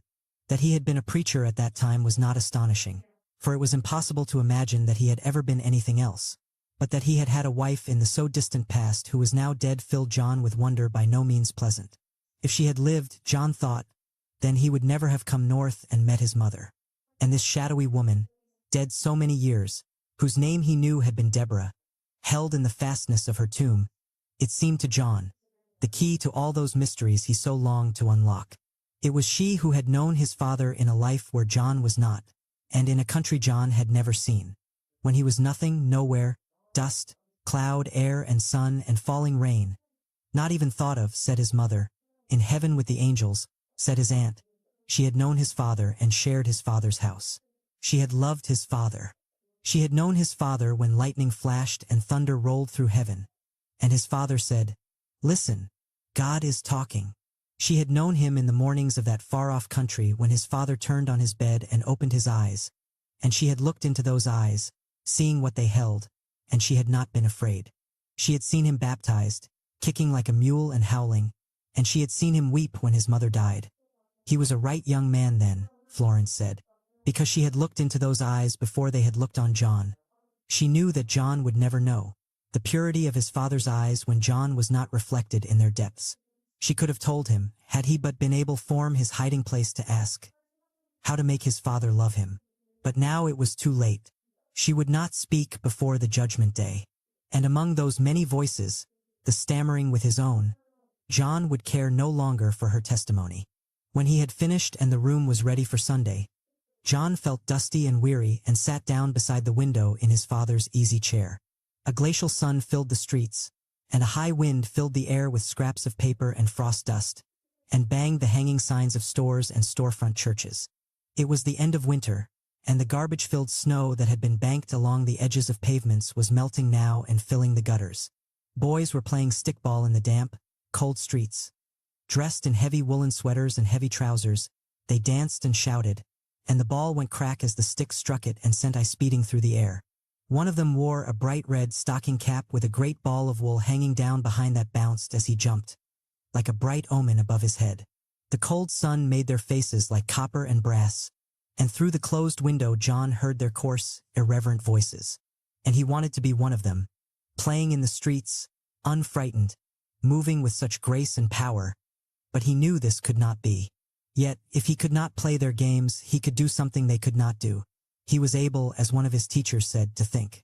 But this brought him little in the way of consolation, for today he was terrified of his thoughts. He wanted to be with these boys in the street, headless and thoughtless, wearing out his treacherous and bewildering body. But now it was 11 o'clock, and in 2 hours his father would be home.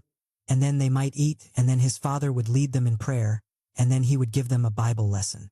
By and by it would be evening, and he would go to clean the church, and remained for tarry service. Suddenly, sitting at the window, and with a violence unprecedented, there arose in John a flood of fury and tears, and he bowed his head, fists clenched against the window pane, crying with teeth on edge, "What shall I do? What shall I do?" Then his mother called him, and he remembered that she was in the kitchen washing clothes and probably had something for him to do. He rose sullenly and walked into the kitchen. She stood over the washtub, her arms wet and soapy to the elbows and sweat standing on her brow. Her apron, improvised from an old sheet, was wet where she had been leaning over the scrubbing board. As he came in, she straightened, drying her hands on the edge of the apron. "You finish your work, John Backslash?" she asked. He said, "Yes'm," and thought how oddly she looked at him, as though she were looking at someone else's child. "That's a good boy," she said. She smiled a shy, strained smile. "You know you're your mother's right-hand man?" He said nothing, and he did not smile, but watched her, wondering to what task this preamble led. She turned away, passing one damp hand across her forehead, and went to the cupboard. Her back was to him, and he watched her while she took down a bright, figured vase, filled with flowers only on the most special occasions, and emptied the contents into her palm. He heard the chink of money, which meant that she was going to send him to the store. She put the vase back and turned to face him, her palm loosely folded before her. "I didn't never ask you," she said, "what you wanted for your birthday, but you take this, son, and go out and get yourself something you think you want." And she opened his palm and put the money into it, warm and wet from her hand. In the moment that he felt the warm, smooth coins and her hand on his, John stared blindly at her face, so far above him. His heart broke and he wanted to put his head on her belly where the wet spot was, and cry. But he dropped his eyes and looked at his palm, at the small pile of coins. "It ain't much there," she said. "That's all right." Then he looked up, and she bent down and kissed him on the forehead. "You getting to be," she said, putting her hand beneath his chin and holding his face away from her, "a right big boy. You're gonna be a mighty fine man, you know what? Your mama's counting on you." And he knew again that she was not saying everything she meant. In a kind of secret language, she was telling him today something that he must remember and understand tomorrow. He watched her face, his heart swollen with love for her and with an anguish, not yet his own, but he did not understand, and that frightened him. "Yes, Ma," he said, hoping that she would realize, despite his stammering tongue, the depth of his passion to please her. "I know," she said with a smile, releasing him and rising. "There's a whole lot of things you don't understand, but don't you fret. The Lord'll reveal to you in his own good time everything he wants you to know. You put your faith in the Lord, Johnny, and he'll surely bring you out. Everything works together for good for them that love the Lord." He had heard her say this before. It was her text, as set thine house in order was his father's. But he knew that today she was saying it to him especially. She was trying to help him because she knew he was in trouble. And this trouble was also her own, which she would never tell to John. And even though he was certain that they could not be speaking of the same things, for then, surely, she would be angry and no longer proud of him. This perception on her part and his avowal of her love for him lent to John's bewilderment a reality that terrified and a dignity that consoled him. Dimly, he felt that he ought to console her, and he listened, astounded, at the words that now fell from his lips. Yes, Mama. I'm going to try to love the Lord. At this there sprang into his mother's face something startling, beautiful, unspeakably sad, as though she were looking far beyond him at a long, dark road, and seeing on that road a traveler in perpetual danger. Was it he, the traveler, or herself? Or was she thinking of the cross of Jesus? She turned back to the washtub, still with this strange sadness on her face. You better go on now, she said, before your daddy gets home. In Central Park, the snow had not yet melted on his favorite hill. This hill was in the center of the park, after he had left the circle of the reservoir, where he always found, outside the high wall of crossed wire, ladies white in fur coats, walking their great dogs, or old white gentlemen with canes. At a point that he knew by instinct and by the shape of the buildings surrounding the park, he struck out on a steep path overgrown with trees, and climbed a short distance until he reached the clearing that led to the hill. Before him, then, the slope stretched upward, and above it the brilliant sky, and beyond it, cloudy and far away, he saw the skyline of New York. He did not know why, but there arose in him an exultation and a sense of power, and he ran up the hill like an engine or a madman, willing to throw himself headlong into the city that glowed before him. But when he reached the summit he paused. He stood on the crest of the hill, hands clasped beneath his chin, looking down. Then he, John, felt like a giant who might crumble this city with his anger. He felt like a tyrant who might crush this city beneath his heel. He felt like a long-awaited conqueror at whose feet flowers would be strewn, and before whom multitudes cried, Hosanna! He would be, of all, the mightiest, the most beloved, the Lord's anointed. And he would live in this shining city which his ancestors had seen with longing from far away. For it was his. The inhabitants of the city had told him it was his. He had but to run down, crying, and they would take him to their hearts and shew him wonders his eyes had never seen. And still, on the summit of that hill he paused. He remembered the people he had seen in that city, whose eyes held no love for him, and he thought of their feet so swift and brutal, and the dark gray clothes they wore, and how when they passed they did not see him, or, if they saw him, they smirked, and how the lights, unceasing, crashed on and off above him, and how he was a stranger there. Then he remembered his father and his mother and all the arms stretched out to hold him back, to save him from this city where, they said, his soul would find perdition. And certainly perdition sucked at the feet of the people who walked there, and cried in the lights in the gigantic towers. The marks of Satan could be found in the faces of the people who waited at the doors of movie houses. His words were printed on the great movie posters that invited people to sin. It was the roar of the damned that filled Broadway, where motor cars and buses and the hurrying people disputed every inch with death. Broadway, the way that led to death was broad, and many could be found thereon. But narrow was the way that led to life eternal, and few there were who found it.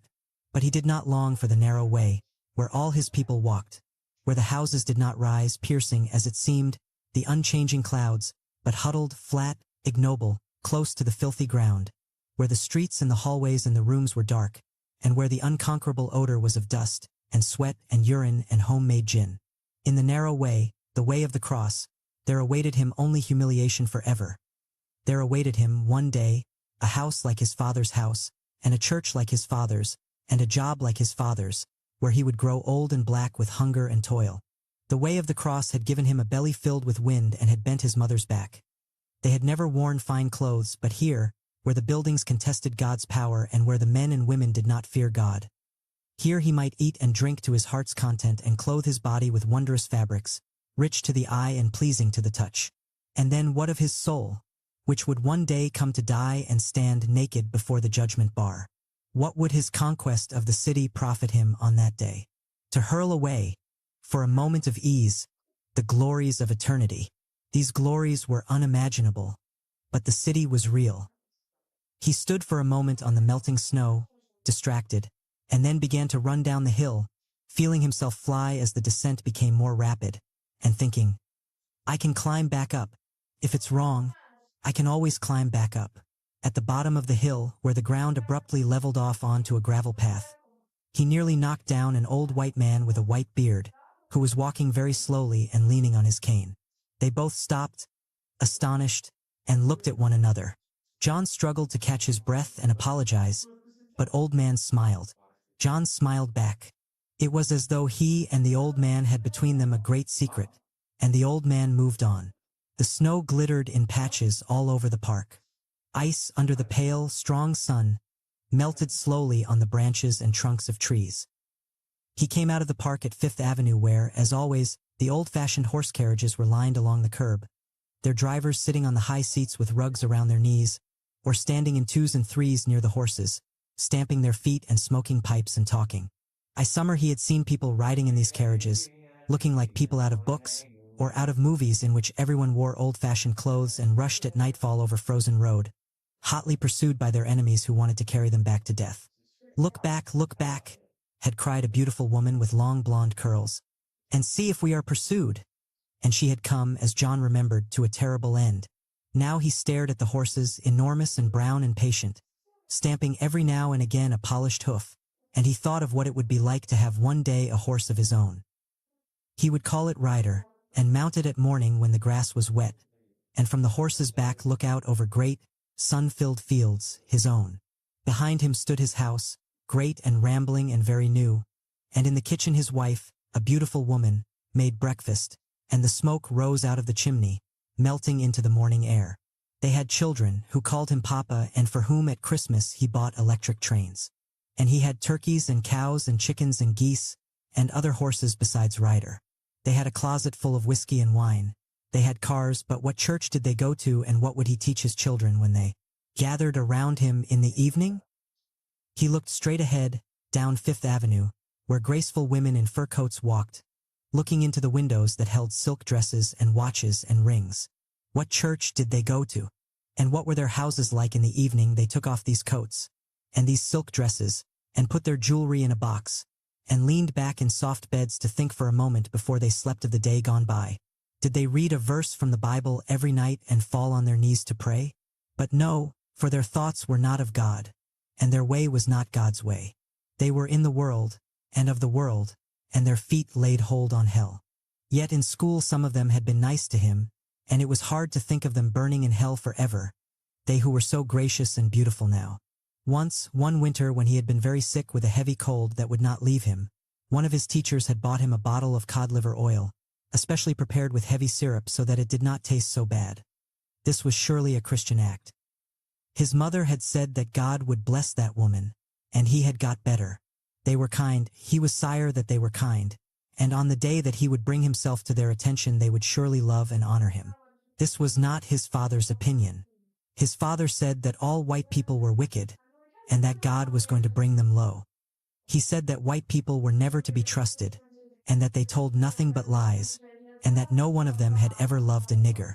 He, John, was a nigger, and he would find out, as soon as he got a little older, how evil white people could be.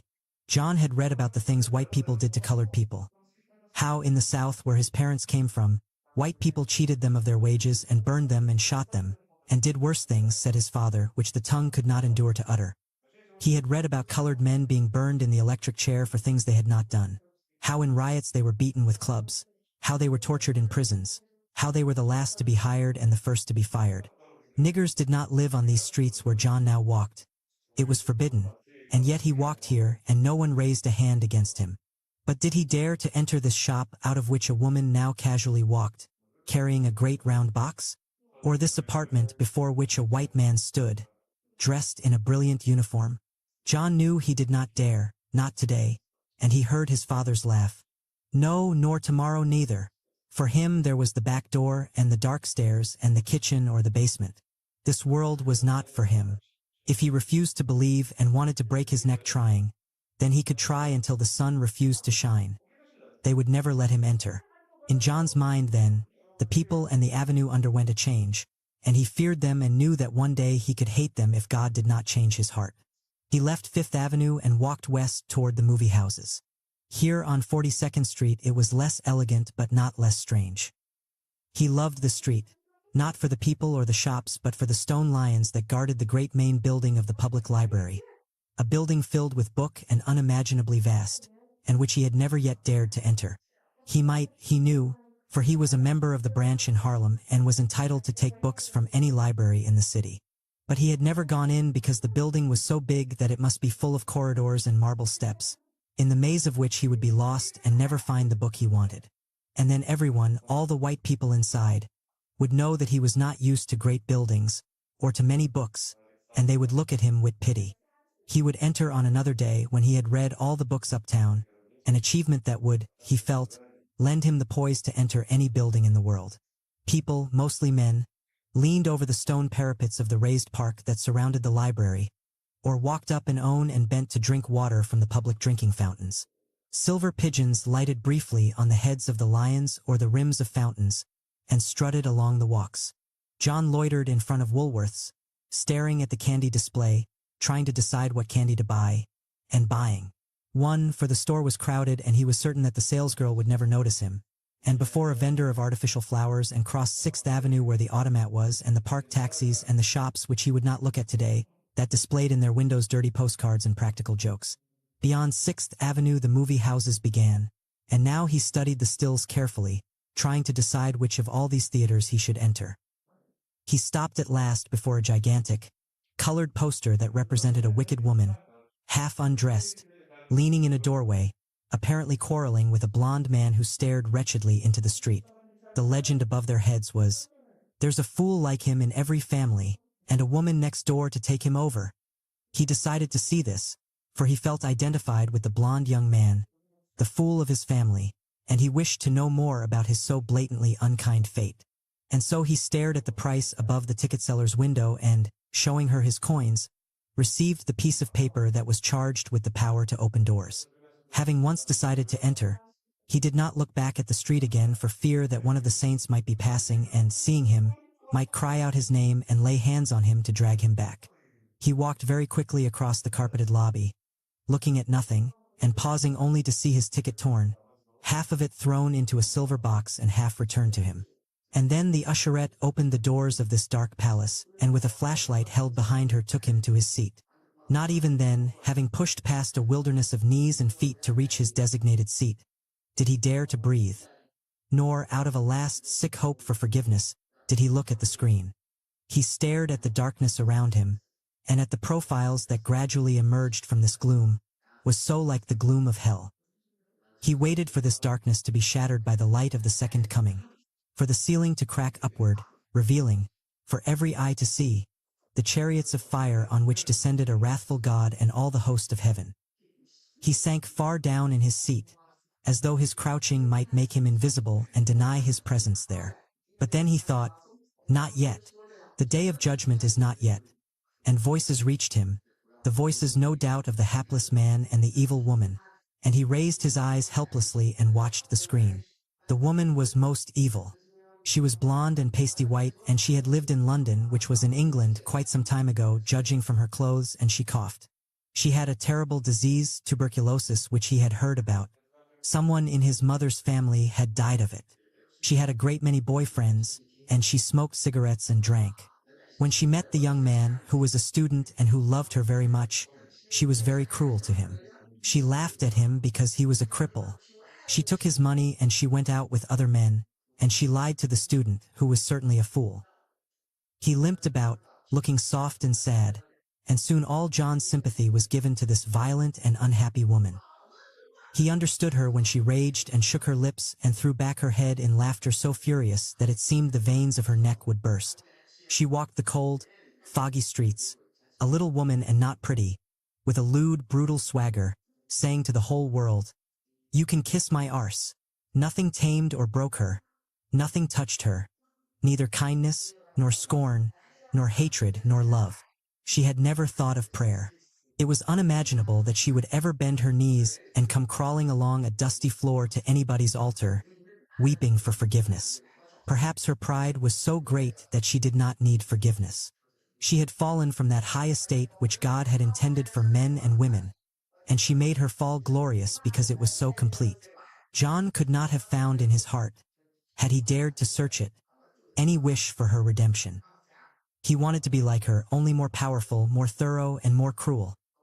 To make those around him, all who hurt him, suffer as she made the students suffer, and laugh in their faces when they asked pity for their pain.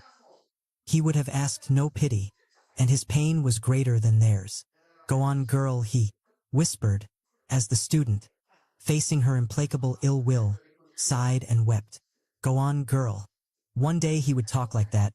He would face them and tell them how much he hated them, how they had made him suffer, how he would pay them back.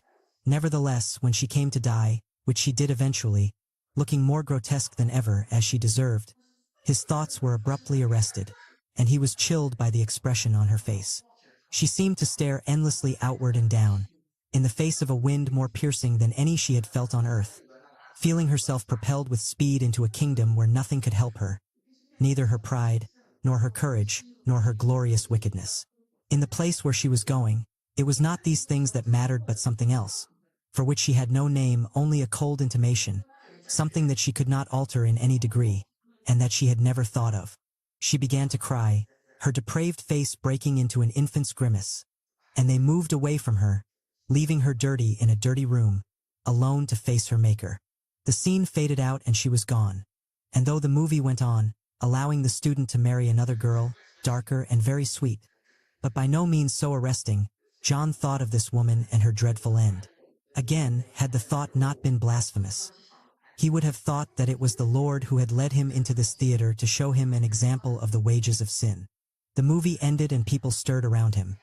The newsreel came on, and while girls in bathing suits paraded before him and boxers growled and fought, and baseball players ran home safe and presidents and kings of countries that were only names to him moved briefly across the flickering square of light, John thought of hell, of his soul's redemption, and struggled to find a compromise between the way that led to life everlasting and the way that ended in the pit. But there was none, for he had been raised in the truth. He could not claim, as African savages might be able to claim, that no one had brought him the gospel. His father and mother and all the saints had taught him from his earliest childhood what was the will of God. Either he arose from this theater, never to return, putting behind him the world and its pleasures, its honors and its glories, or he remained here with the wicked and partook of their certain punishment. Yes, it was a narrow way, and John stirred in his seat, not daring to feel it God's injustice that he must make so cruel a choice. As John approached his home again in the late afternoon, he saw little Sarah, her coat unbuttoned, come flying out of the house and run the length of the street away from him into the far drugstore. Instantly, he was frightened. He stopped a moment, staring blankly down the street, wondering what could justify such hysterical haste. It was true that Sarah was full of self-importance, and made any errand she ran seem a matter of life or death. Nevertheless, she had been sent on an errand, and with such speed that her mother had not had time to make her button up her coat. Then he felt weary. If something had really happened, it would be very unpleasant upstairs now, and he did not want to face it. But perhaps it was simply that his mother had a headache and had sent Sarah to the store for some aspirin. But if this were true, it meant that he would have to prepare supper, and take care of the children, and be naked under his father's eyes all the evening long. And he began to walk more slowly. There were some boys standing on the veranda. They watched him as he approached, and he tried not to look at them and to approximate the swagger with which they walked. One of them said, as he mounted the short, stone steps and started into the hall, "Boy, your brother was hurt real bad today." He looked at them in a kind of dread, not daring to ask for details, and he observed that they, too, looked as though they had been in a battle. Something hangdog in their looks suggested that they had been put to flight. Then he looked down, and saw that there was blood at the threshold, and blood spattered on the tile floor of the vestibule. He looked again at the boys, who had not ceased to watch him, and hurried up the stairs. The door was half open, for Sarah's return, no doubt, and he walked in, making no sound, feeling a confused impulse to flee. There was no one in the kitchen, though the light was burning. The lights were on all through the house. On the kitchen table stood a shopping bag filled with groceries, and he knew that his Aunt Florence had arrived. The washtub, where his mother had been washing earlier, was open still, and filled the kitchen with a sour smell. There were drops of blood on the floor here too, and there had been small, smudged coins of blood on the stairs as he walked up. All this frightened him terribly. He stood in the middle of the kitchen, trying to imagine what had happened, and preparing himself to walk into the living room, where all the family seemed to be. Roy had been in trouble before, but this new trouble seemed to be the beginning of the fulfillment of a prophecy. He took off his coat, dropping it on a chair, and was about to start into the living room when he heard Sarah running up the steps. He waited, and she burst through the door, carrying a clumsy parcel. "What happened?" he whispered. She stared at him in astonishment and a certain wild joy. He thought again that he really did not like his sister. Catching her breath, she blurted out, triumphantly, "Roy got stabbed with a knife," and rushed into the living room. Roy got stabbed with a knife. Whatever this meant, it was sure that his father would be at his worst tonight. John walked slowly into the living room. His father and mother, a small basin of water between them, knelt by the sofa where Roy lay, and his father was washing the blood from Roy's forehead. It seemed that his mother, whose touch was so much more gentle, had been thrust aside by his father, who could not bear to have anyone else touch his wounded son. And now she watched, one hand in the water, and the other in a kind of anguish at her waist, which was circled still by the improvised apron of the morning. Her face, as she watched, was full of pain and fear, of tension barely supported, and of pity that could scarcely have been expressed had she filled all the world with her weeping.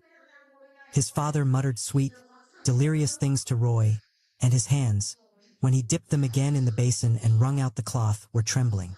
Aunt Florence, still wearing her hat and carrying her handbag, stood a little removed, looking down at them with a troubled, terrible face. Then Sarah bounded into the room before him, and his mother looked up, reached out for the package, and saw him.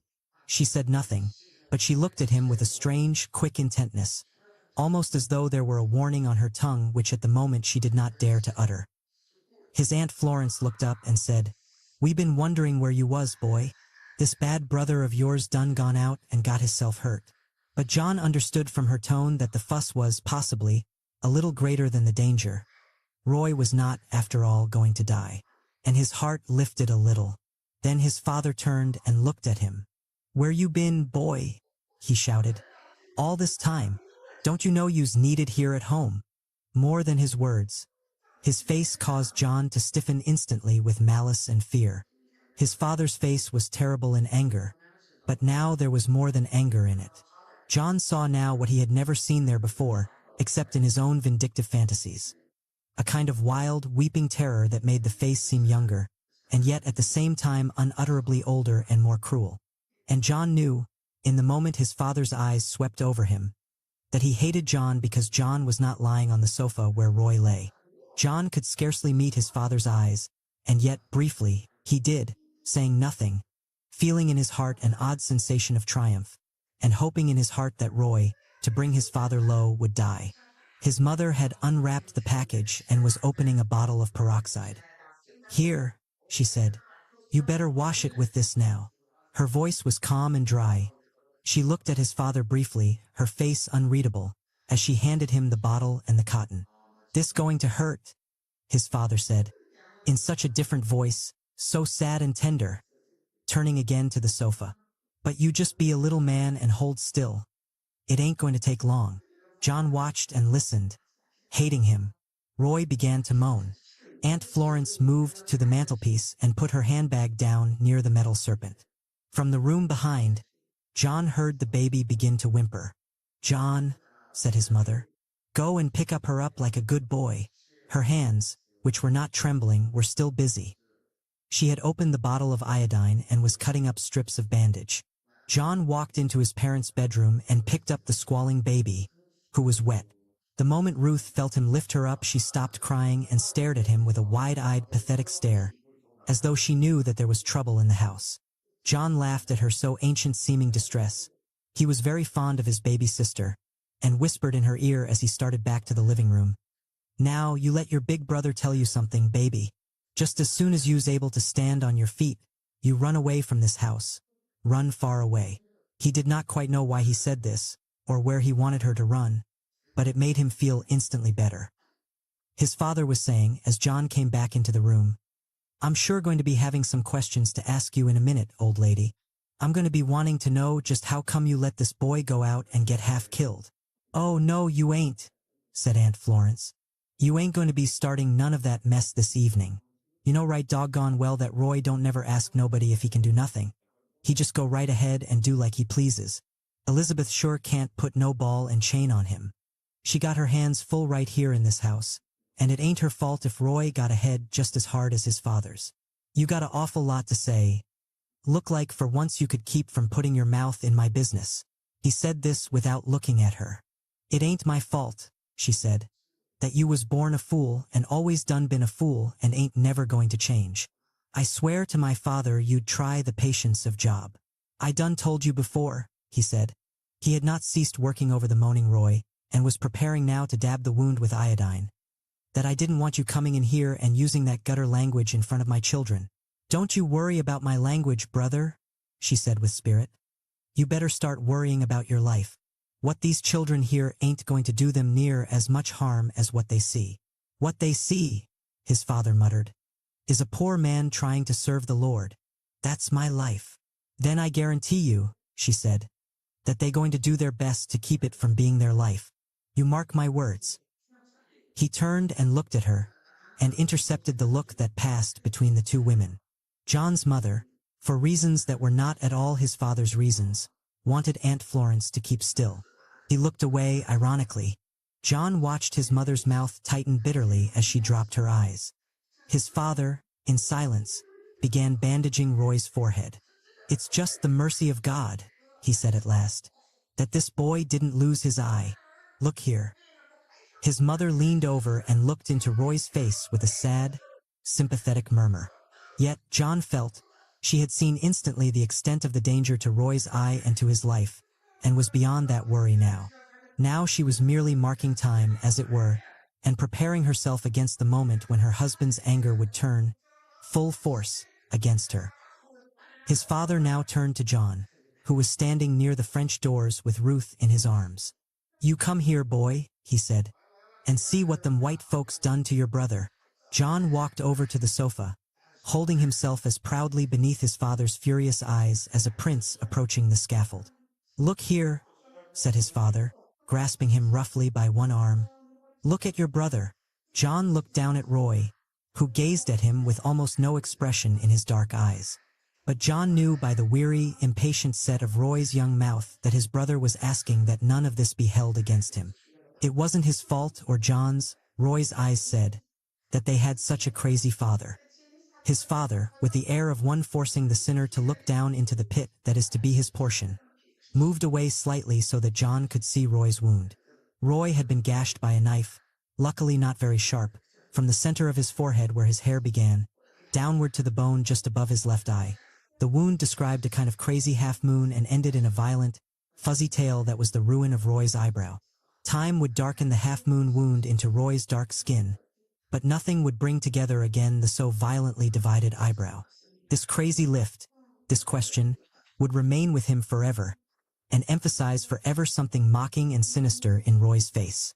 John felt a sudden impulse to smile, but his father's eyes were on him and he fought the impulse back. Certainly the wound was now very ugly, and very red, and must, John felt, with a quickened sympathy toward Roy, who had not cried out, have been very painful. He could imagine the sensation caused when Roy staggered into the house, blinded by his blood. But just the same, he wasn't dead, he wasn't changed. He would be in the streets again the moment he was better. "You see?" came now from his father. "It was white folks. Some of them white folks you like so much that tried to cut your brother's throat." John thought, with immediate anger and with a curious contempt for his father's inexactness, that only a blind man, however white, could possibly have been aiming at Roy's throat. And his mother said with a calm insistence, "And he was trying to cut theirs. Him and them bad boys." "Yes," said Aunt Florence. "I ain't heard you ask that boy nary a question about how all this happened. Look like you just determined to raise Cain anyhow and make everybody in this house suffer because something done happened to the apple of your eye." "I done asked you," cried his father in a fearful exasperation, "to stop running your mouth. Don't none of this concern you." This is my family and this is my house. You want me to slap you side of the head? You slap me, she said, with a placidity equally fearful. And I do guarantee you won't do no more slapping in a hurry. Hush now, said his mother, rising. Ain't no need for all this. What's done is done. We ought to be on our knees, thanking the Lord it weren't no worse. Amen to that, said Aunt Florence. Tell that foolish nigger something. You can tell that foolish son of yours something, he said to his wife with venom, having decided, it seemed, to ignore his sister. Him standing there with them big buck eyes. You can tell him to take this like a warning from the Lord. This is what white folks does to niggers. I've been telling you, now you see. He better take it like a warning? Shrieked Aunt Florence. He better take it? Why, Gabriel, it ain't him went halfway across the city to get in a fight with white boys. This boy in the sofa went deliberately with a whole lot of other boys, all the way to the west side, just looking for a fight. I declare, I do wonder what goes on in your head. You know right well, his mother said, looking directly at his father, that Johnny don't travel with the same class of boys as Roy goes with.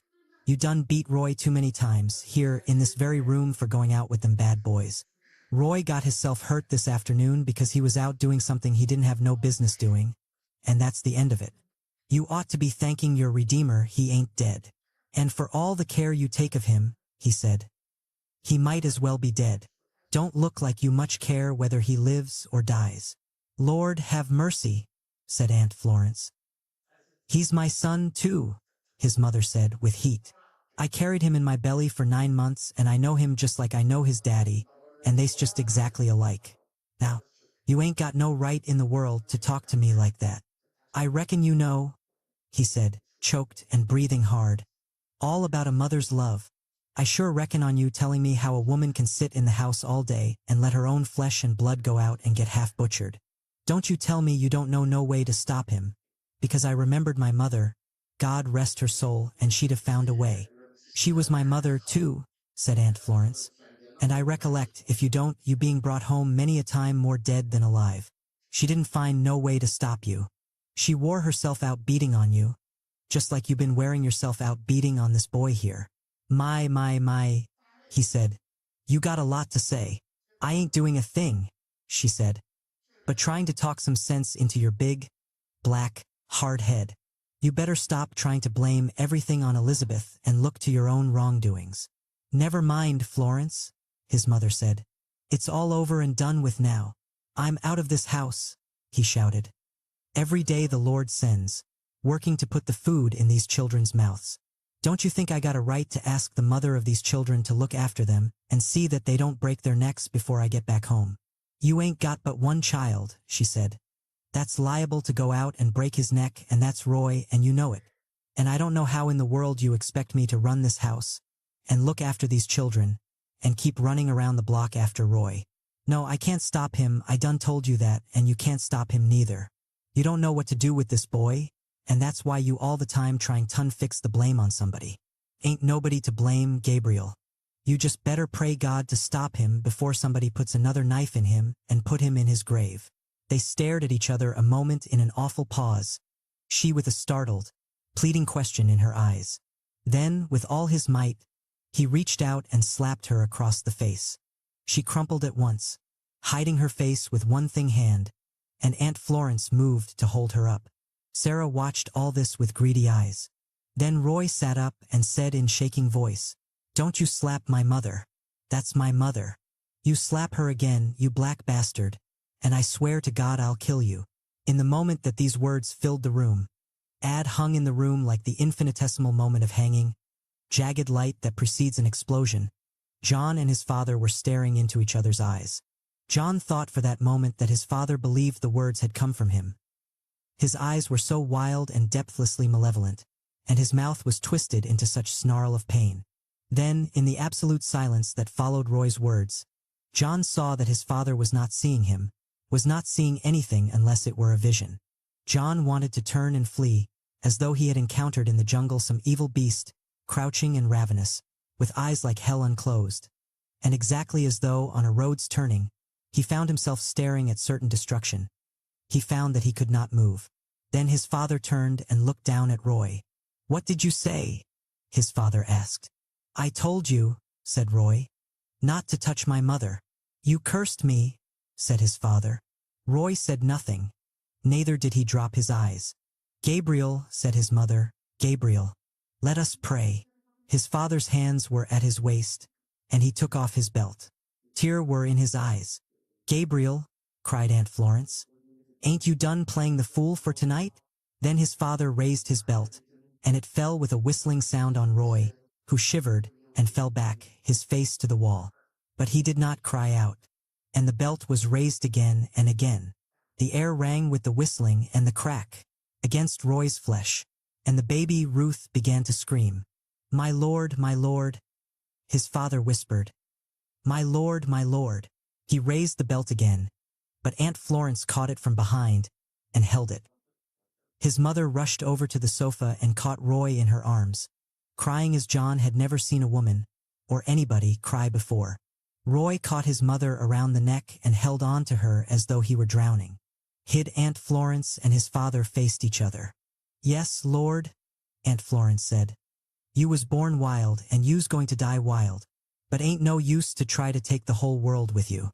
You can't change nothing, Gabriel. You ought to know that by now.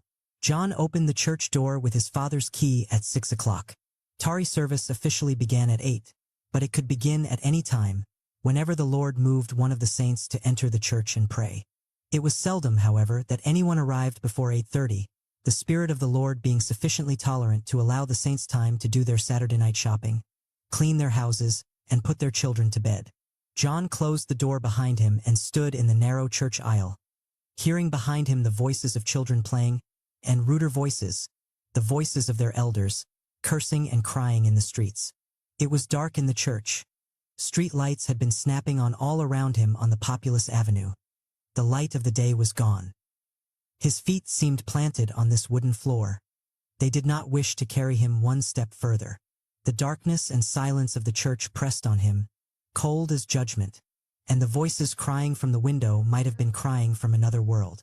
John moved forward, hearing his feet crack against the sagging wood, to where the golden cross on the red field of the altar cloth glowed like smothered fire, and switched on one weak light. In the air of the church hung, perpetually, the odor of dust and sweat. For, like the carpet in his mother's living room, the dust of this church was invincible. And when the saints were praying or rejoicing, their bodies gave off an acrid, steamy smell, a marriage of the odors of dripping bodies and soaking, starched white linen. It was a storefront church and had stood, for John's lifetime, on the corner of this sinful avenue, facing the hospital to which criminal wounded and dying were carried almost every night. The saints, arriving, had rented this abandoned store and taken out the fixtures, had painted the walls and built a pulpit, moved in a piano and camp chairs, and bought the biggest Bible they could find. They put white curtains in the show window, and painted across this window temple of the fire baptized. Then they were ready to do the Lord's work. And the Lord, as he had promised to the 2 or 3 first gathered together, sent others, and these brought others and created a church. From this parent branch, if the Lord blessed, other branches might grow and a mighty work be begun throughout the city and throughout the land.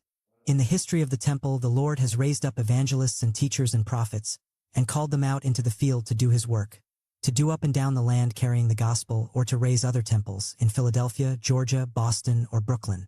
Wherever the Lord led, they followed. Every now and again one of them came home to testify of the wonders the Lord had worked through him, or her. And sometimes on a special Sunday they all visited one of the nearest churches of the Brotherhood. There had been a time, before John was born, when his father had also been in the field.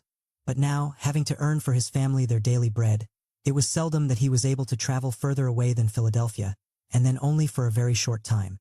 His father no longer, as he had once done, led great revival meetings, his name printed large on placards that advertised the coming of a man of God. His father had once had a mighty reputation. But all this, it seemed, had changed since he had left the South. Perhaps he ought now to have a church of his own. John wondered if his father wanted that. He ought, perhaps, to be leading, as Father James now led, a great flock to the kingdom. But his father was only a caretaker in the house of God. He was responsible for the replacement of burnt-out light bulbs, and for the cleanliness of the church and the care of the Bibles and the hymn books and the placards on the walls. On Friday night, he conducted the young minister's service and preached with them. Rarely did he bring the message on a Sunday morning. Only if there was no one else to speak was his father called upon. He was a kind of fill-in speaker, a holy handyman. Yet he was treated, so far as John could see, with great respect. None of the saints in any case, had ever reproached or rebuked his father, or suggested that his life was anything but spotless. Nevertheless, this man, God's minister, had struck John's mother, and John had wanted to kill him, and wanted to kill him still.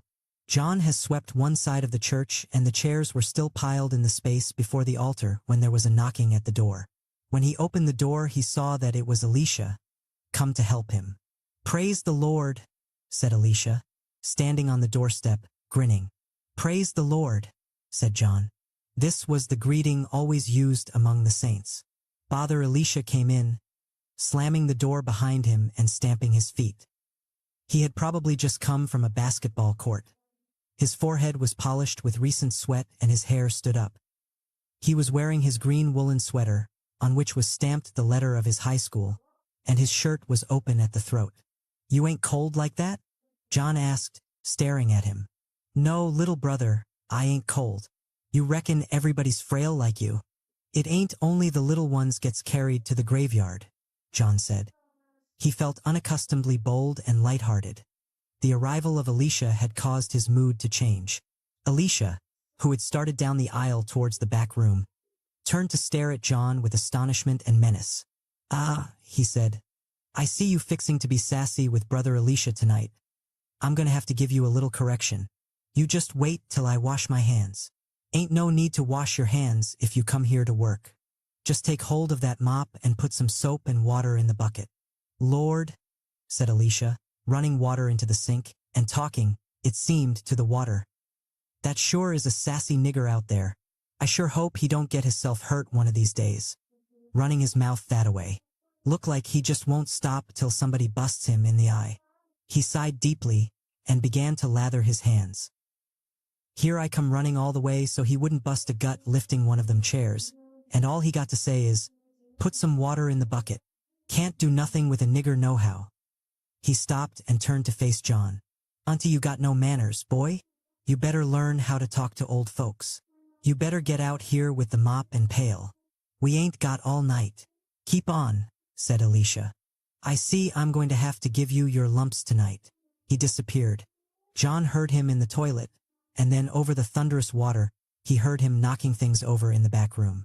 "Now what you doing? Boy, leave me alone. I'm fixing to work." "It sure sounds like it." John dropped his broom and walked into the back. Alicia had knocked over a pile of camp chairs, folded in the corner, and stood over them angrily, holding the mop in his hand. "I keep telling you not to hide that mop back there.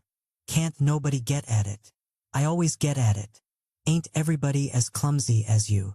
Alicia let fall the stiff gray mop and rushed at John, catching him off balance and lifting him from the floor. With both arms tightening around John's waist, he tried to cut John's breath, watching him meanwhile with a smile that, as John struggled and squirmed, became a set, ferocious grimace. With both hands John pushed and pounded against the shoulders and biceps of Alicia, and tried to thrust with his knees against Alicia's belly. Usually such a battle was soon over, since Alicia was so much bigger and stronger and as a wrestler so much more skilled. But tonight John was filled with a determination not to be conquered, or at least to make the conquest dear. With all the strength that was in him he fought against Alicia, and he was filled with a strength that was almost hatred.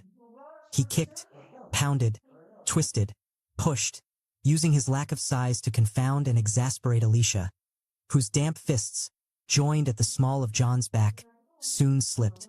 It was a deadlock. He could not tighten his hold, John could not break it. And so they turned, battling in the narrow room, and the odor of Alicia's sweat was heavy in John's nostrils. He saw the veins rise on Alicia's forehead and in his neck. His breath became jagged and harsh, and the grimace on his face became more cruel. And John, watching these manifestations of his power, was filled with a wild delight. They stumbled against the folding chairs, and Alicia's foot slipped and his hold broke. They stared at each other, half grinning. John slumped to the floor, holding his head between his hands. "I didn't hurt you none, did I?" Alicia asked. John looked up. Me? No, I just want to catch my breath. Alicia went to the sink and splashed cold water on his face and neck. I reckon you going to let me work now, he said. It wasn't me that stopped you in the first place. He stood up. He found that his legs were trembling. He looked at Alicia, who was drying himself on the towel. You teach me wrestling one time, okay? No boy, Alicia said, laughing. I don't want to wrestle with you. You're too strong for me. And he began to run hot water into the great pail. John walked past him to the front and picked up his broom. In a moment Alicia followed and began mopping near the door. John had finished sweeping, and he now mounted to the pulpit to dust the 3 throne-like chairs, purple, with white linen squares for the headpieces and for the massive arms. It dominated all, the pulpit. A wooden platform raised above the congregation, with a high stand in the center for the Bible, before which the preacher stood. There faced the congregation, flowing downwards from this height, the scarlet altar cloth that bore the golden cross and the legend, Jesus saves. The pulpit was holy. None could stand so high unless God's seal was on him. He dusted the piano and sat down on the piano stool to wait until Alicia had finished mopping on side of the church and he could replace the chairs. Suddenly Alicia said, without looking at him, Boy, ain't it time you was thinking about your soul? I guess so, John said with a quietness that terrified him. I know it looks hard, said Alicia. From the outside, especially when you young. But you believe me, boy, you can't find no greater joy than you find in the service of the Lord. John said nothing. He touched a black key on the piano and it made a dull sound, like a distant drum. You got to remember, Alicia said, turning now to look at him, that you think about it with a carnal mind. You still got Adam's mind, boy, and you keep thinking about your friend, you want to do what they do, and you want to go to the movies, and I bet you think about girls, don't you, Johnny? Sure you do, he said, half smiling, finding his answer in John's face. And you don't want to give up all that. But when the Lord saves you, he burns out all that old Adam. He gives you a new mind and a new heart, and then you don't find no pleasure in the world. You get all your joy in walking and talking with Jesus every day. He stared in a dull paralysis of terror at the body of Alicia. He saw him standing. Had Alicia forgotten? Beside Ella May before the altar while Father James rebuked him for the evil that lived in the flesh. He looked into Elisha's face, full of questions he would never ask. And Elisha's face told him nothing. People say it's hard, said Alicia, bending again to his mop. But, let me tell you, it ain't as hard as living in this wicked world and all the sadness of the world where there ain't no pleasure nohow, and then dying and going to hell. Ain't nothing as hard as that. And he looked back at John. You see how the devil tricks people into losing their soul? Yes, said John at last, sounding almost angry, unable to bear his thoughts, unable to bear the silence in which Alicia looked at him. Alicia grinned. They got girls in the school I go to. He was finished with one side of the church and he motioned to John to replace the chairs. And they nice girls, but their minds ain't on the Lord, and I try to tell them the time to repent ain't tomorrow, it's today. They think ain't no sense to worrying now. They can sneak into heaven on their deathbed. But I tell them, honey, ain't everybody lies down to die. People going all the time just like that. Today you see them and tomorrow you don't. Boy, they don't know what to make of old Alicia because he don't go to movies, and he don't dance, and he don't play cards, and he don't go with them behind the stairs. He paused and stared at John, who watched him helplessly, not knowing what to say.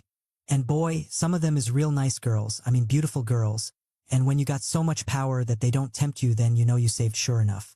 I just look at them and I tell them Jesus saved me one day, and I'm gonna go all the way with him. Ain't no woman, no, nor no man neither going to make me change my mind. He paused again, and smiled and dropped his eyes. That Sunday, he said. That Sunday you remember? When Father got up in the pulpit and called me and Ella May down because he thought we was about to commit sin. Well boy, I don't want to tell no lie. I was mighty hot against the old man that Sunday.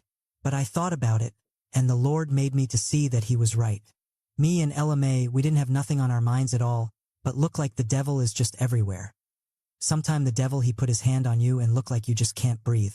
Look like you just burning up and you got to do something and you can't do nothing. I've been on my knees many a time, weeping and wrestling before the Lord, crying Johnny and calling on Jesus' name. That's the only name that's got power over Satan. That's the way it's been with me sometime, and I'm saved. What you think it's going to be like for you, boy? He looked at John, who, head down, was putting the chairs in order. Do you want to be saved, Johnny? I don't know, John said. Will you try him? Just fall on your knees one day and ask him to help you to pray. John turned away and looked out over the church, which now seemed like a vast, high field, ready for the harvest. He thought of a first Sunday, a communion Sunday not long ago when the saints, dressed all in white, ate flat, unsalted Jewish bread, which was the body of the Lord, and drank red grape juice, which was his blood. And when they rose from the table, prepared especially for this day, they separated, the men on the one side, and the women on the other, and 2 basins were filled with water so that they could wash each other's feet, as Christ had commanded his disciples to do. They knelt before each other, woman before woman, and man before man, and washed and dried each other's feet. Brother Elisha had knelt before John's father. When the service was over, they had kissed each other with a holy kiss. John turned again and looked at Elisha. Elisha looked at him and smiled. You think about what I say, boy. When they were finished, Elisha sat down at the piano and played to himself. John sat on a chair in the front row and watched him. Don't look like nobody's coming tonight, he said after a long while. Elisha did not arrest his playing of a mournful song. Oh, Lord, have mercy on me. They'll be here, said Elisha. And as he spoke, there was a knocking on the door. Elisha stopped playing. John went to the door, where 2 sisters stood, Sister McCandless and Sister Price. Praise the Lord, son, they said. Praise the Lord, said John. They entered, heads bowed and hands folded before them around their Bibles. They bore the black cloth coats that they wore all week, and they had old felt hats on their heads. John felt a chill as they passed him, and he closed the door. Elisha stood up, and they cried again, Praise the Lord! Then the 2 women knelt for a moment before their seats to pray. This was also passionate ritual. Each entering saint, before he could take part in the service, must commune for a moment alone with the Lord.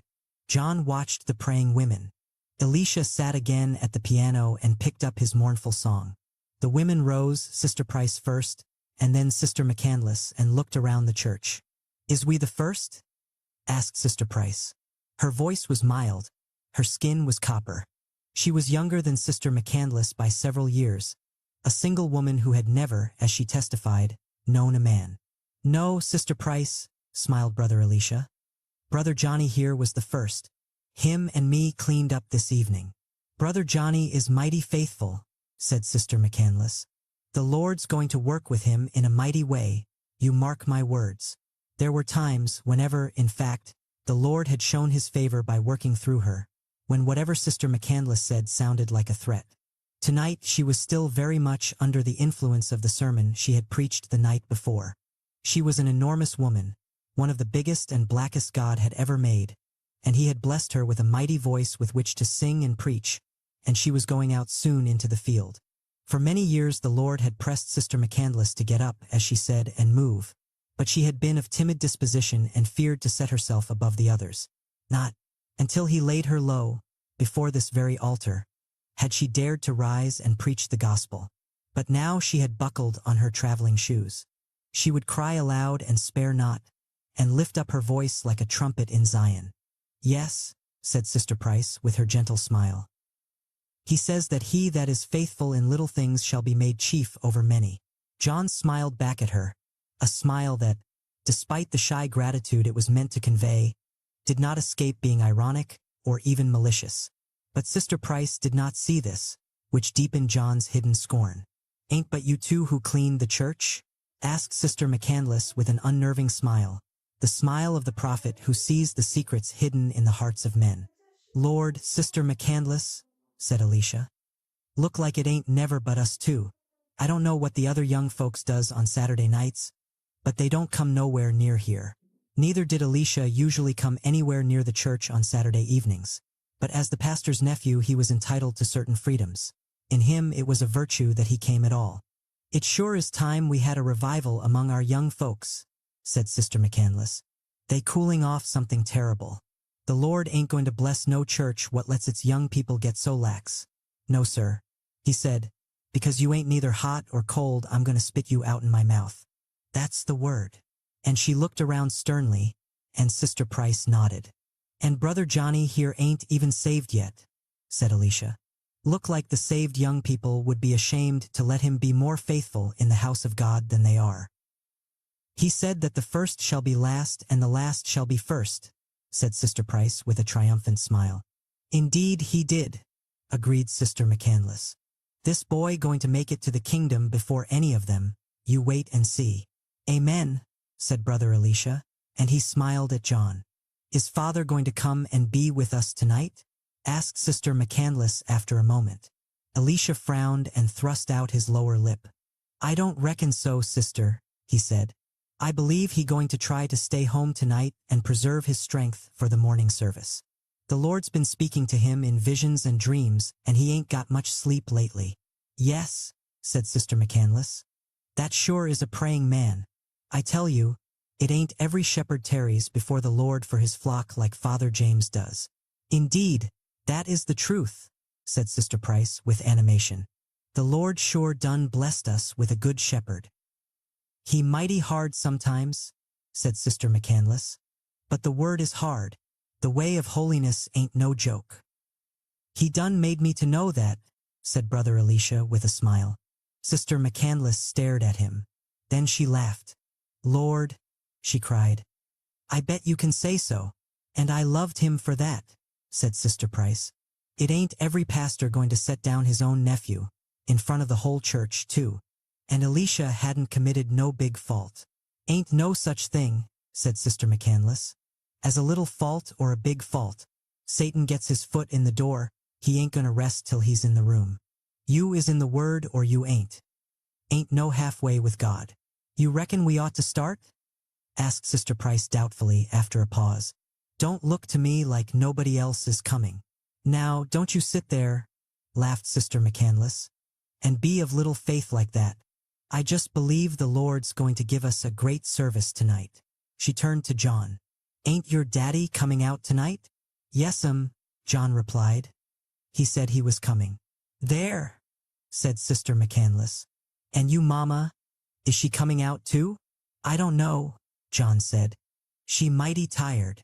She ain't so tired she can't come out and pray a little while, said Sister McCandless.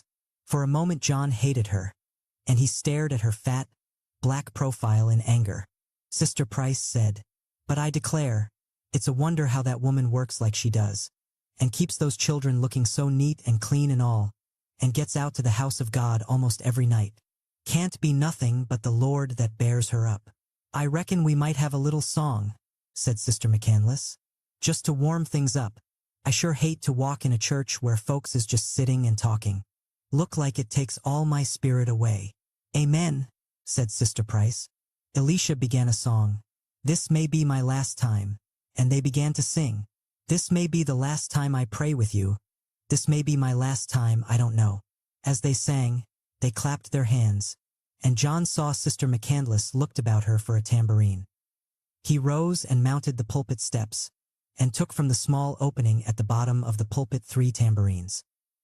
He gave one to Sister McCandless, who nodded and smiled, not breaking her rhythm, and he put the rest on a chair near Sister Price. This may be the last time I sing with you.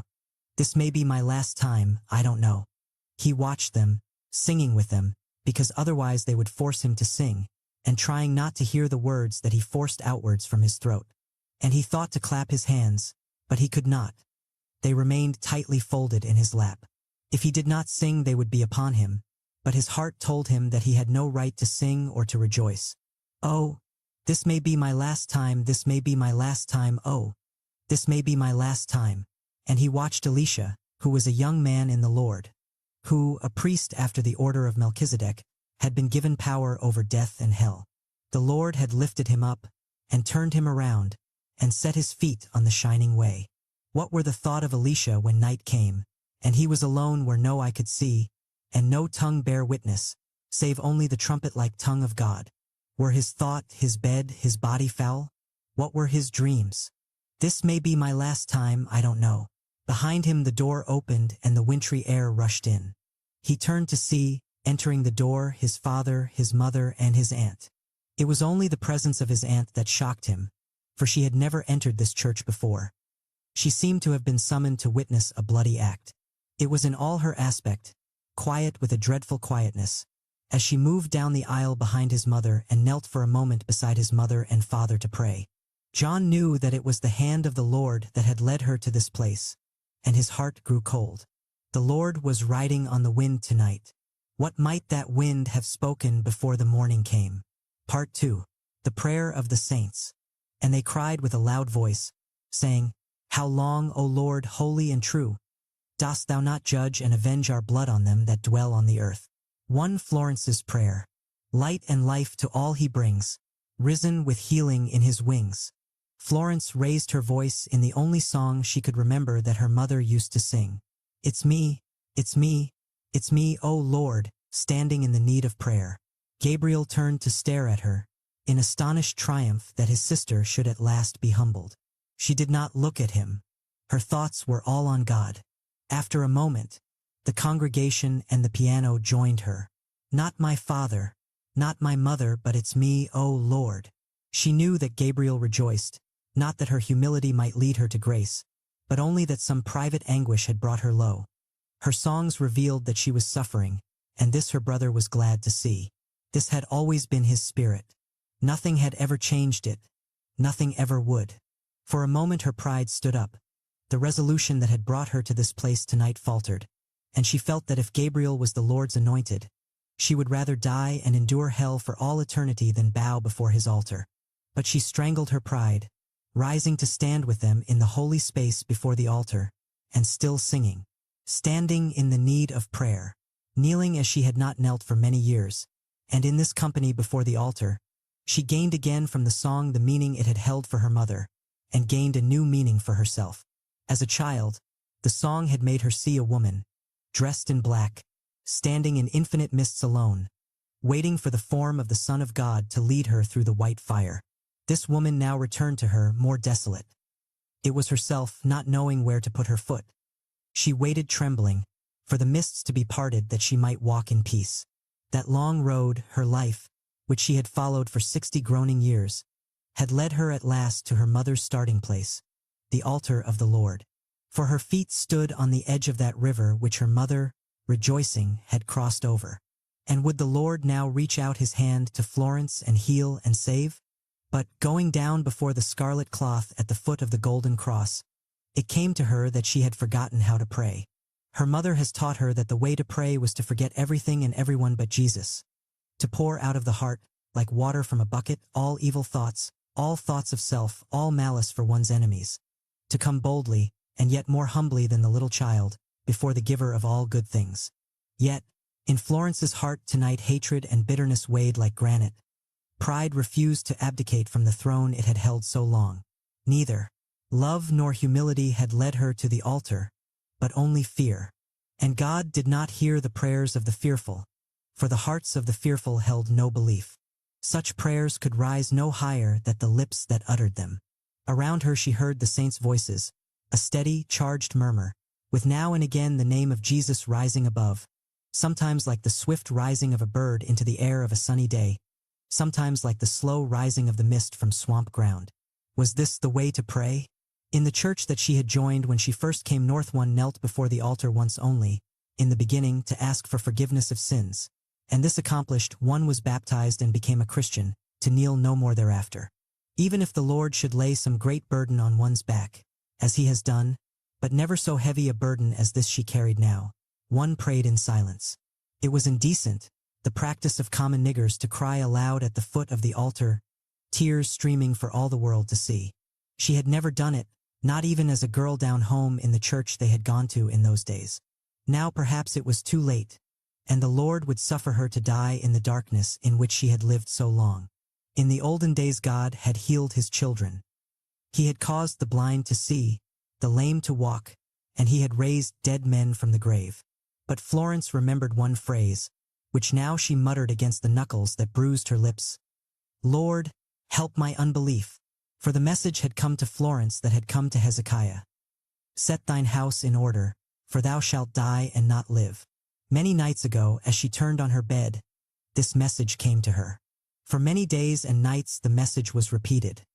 There had been time then to turn to God, But she had thought to evade him, seeking among the women she knew for remedies. And then, because the pain increased, she had sought doctors. And when the doctors did no good, she had climbed stairs all over town to rooms where incense burned and where men or women in traffic with the devil gave her white powders or herbs to make tea and cast spells upon her to take the sickness away. The burning in her bowels did not cease, that burning which, eating inward, took the flesh visibly from her bones and caused her to vomit up her food. Then one night she found Death standing in the room, blacker than night and gigantic. He filled one corner of her narrow room, watching her with eyes like the eyes of a serpent when his head is lifted to strike. Then she screamed and called on God, turning on the light. And Death departed, but she knew he would be back. Every night would bring him a little closer to her bed. And after Death's first silent vigil, her life came to her bedside to curse her with many voices. Her mother, in rotting rags filling the room with the stink of the grave, stood over her to curse the daughter who had denied her on her deathbed. Gabriel came, from all his times and ages, to curse the sister who had held him to scorn and mocked his ministry. Deborah, black, her body as shapeless and hard as iron, looked on with veiled, triumphant eyes, cursing the Florence who had mocked her in her pain and barrenness. Frank came, even he, with that same smile, the same tilt of his head. Of them all she would have begged forgiveness, had they come with ears to hear. But they came like many trumpets. Even if they had come to hear and not to testify, it was not they who could forgive her, but only God. The piano had stopped. All around her now were only the voices of the saints. Dear Father, it was her mother praying. We come before you on our knees this evening to ask you to watch over us and hold back the hand of the destroying angel. Lord, sprinkle the doorpost of this house with the blood of the Lamb to keep all the wicked men away. Lord, we, praying for every mother's son and daughter everywhere in the world, but we want you to take special care of this girl here tonight. Lord, and don't let no evil come nigh her. We know you's able to do it. Lord, in Jesus' name, amen. This was the first prayer Florence heard, the only prayer she was ever to hear in which her mother demanded the protection of God more passionately for her daughter than she demanded it for her son. It was night, the windows were shut tightly with the shades drawn, and the great table was pushed against the door. The kerosene lamps burned low and made great shadows on the newspaper-covered wall. Her mother, dressed in the long, shapeless, colorless dress that she bore every day but Sunday, when she wore white, and with her head tied up in a scarlet cloth, knelt in the center of the room, her hands hanging loosely folded before her, her black face lifted, her eyes shut. The weak, unsteady light placed shadows under her mouth and in the sockets of her eyes, making the face impersonal with majesty, like the face of a prophetess, or like a mask. Silence filled the room after her amen. And in the silence they heard, far up the road, the sound of a horse's hoofs. No one moved. Gabriel, from his corner near the stove, looked up and watched his mother. I ain't afraid, said Gabriel. His mother turned, one hand raised. You hush now. Trouble had taken place in town today. Their neighbor Deborah, who was 16, 3 years older than Florence, had been taken away into the fields the night before by many white men, where they did things to her to make her cry and bleed. Today, Deborah's father had gone to one of the white men's house and said that he would kill him and all the other white men he could find. They had beaten him and left him for dead. Now everyone had shut their doors, praying and waiting, for it was said that the white folks would come tonight and set fire to all the houses, as they had done before. In the night that pressed outside they heard only the horses' hoofs, which did not stop. There was not the laughter they would have heard had there been many coming on this road, and no calling out of curses, and no one crying for mercy to white men or to God. The hoofbeats came to the door and passed, and rang, while they listened, ever more faintly away. Then Florence realized how frightened she had been. She watched her mother rise and walk to the window. She peered out through a corner of the blanket that covered it. They's gone, she said, whoever they was. Then, blessed be the name of the Lord, she said. Thus had her mother lived and died, and she had often been brought low, but she had never been forsaken. She had always seemed to Florence the oldest woman in the world, for she often spoke of Florence and Gabriel as the children of her old age, and she had been born innumerable years ago during slavery on a plantation in another state. On this plantation she had grown up as one of the field workers, for she was very tall and strong, and by she had married and raised children, all of whom had been taken from her, one by sickness and two by auction, and one, whom she had not been allowed to call her own, had been raised in the master's house. When she was a woman grown, well past 30 as she reckoned it, with one husband buried, but the master had given her another, armies, plundering and burning, had come from the north to set them free. This was in answer to the prayers of the faithful, who had never ceased, both day and night, to cry out for deliverance. For it had been the will of God that they should hear, and pass thereafter, one to another, the story of the Hebrew children who had been held in bondage in the land of Egypt, and how the Lord had heard their groaning, and how his heart was moved, and how he bid them wait but a little season till he should send deliverance. Florence's mother had known this story, so it seemed, from the day she was born.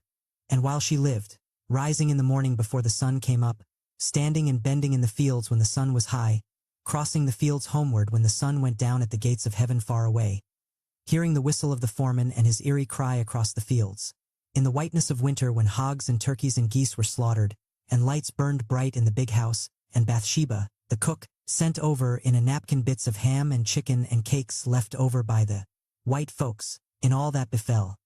In her joys, her pipe in the evening, her man at night, the children she suckled, and guided on their first short steps. And in her tribulations, death and parting, and the lash, she did not forget that deliverance was promised and would surely come. She had only to endure and trust in God. She knew that the big house, the house of pride where the white folks lived, would come down. It was written in the word of God.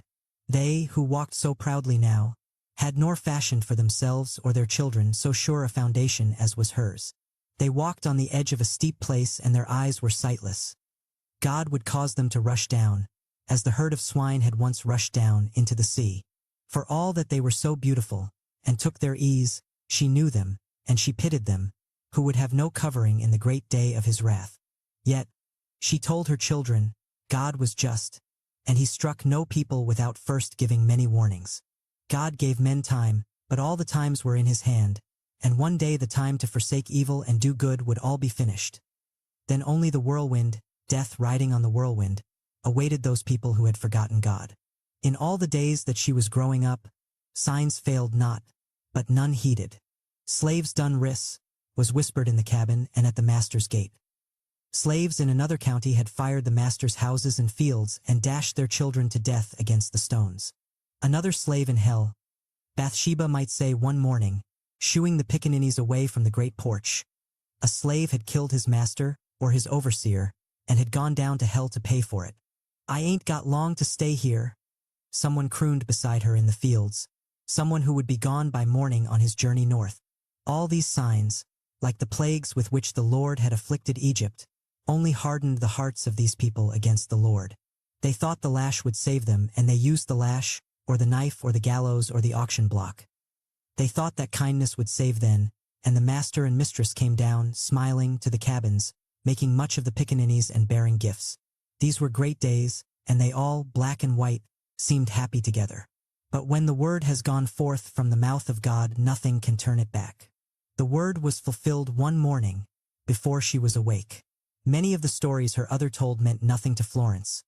She knew them for what they were, tales told by an old black woman in a cabin in the evening to distract her children from their cold and hunger. But the story of this day she was never to forget. It was a day for which she lived. There was a great running and shouting, said her mother everywhere outside, and, as she opened her eyes to the light of that day, so bright, she said, and cold, she was certain that the judgment trumpet had sounded. While she still sat, amazed and wondering what on the judgment day would be the best behavior, in rushed Bathsheba, and behind her many tumbling children and field hands and house niggers, all together, and Bathsheba shouted, rise up, Sister Rachel, and see the Lord's deliverance. He done brought us out of Egypt, just like he promised, and we's free at last." Bathsheba grabbed her, tears running down her face. She, dressed in the clothes in which she had slept, walked to the door to look out on the new day God had given them. On that day she saw the proud house humbled, green silk and velvet blowing out of windows, and the garden trampled by many horsemen, and the big gate open. The master and mistress and their kin, and one child she had borne were in that house, which she did not enter.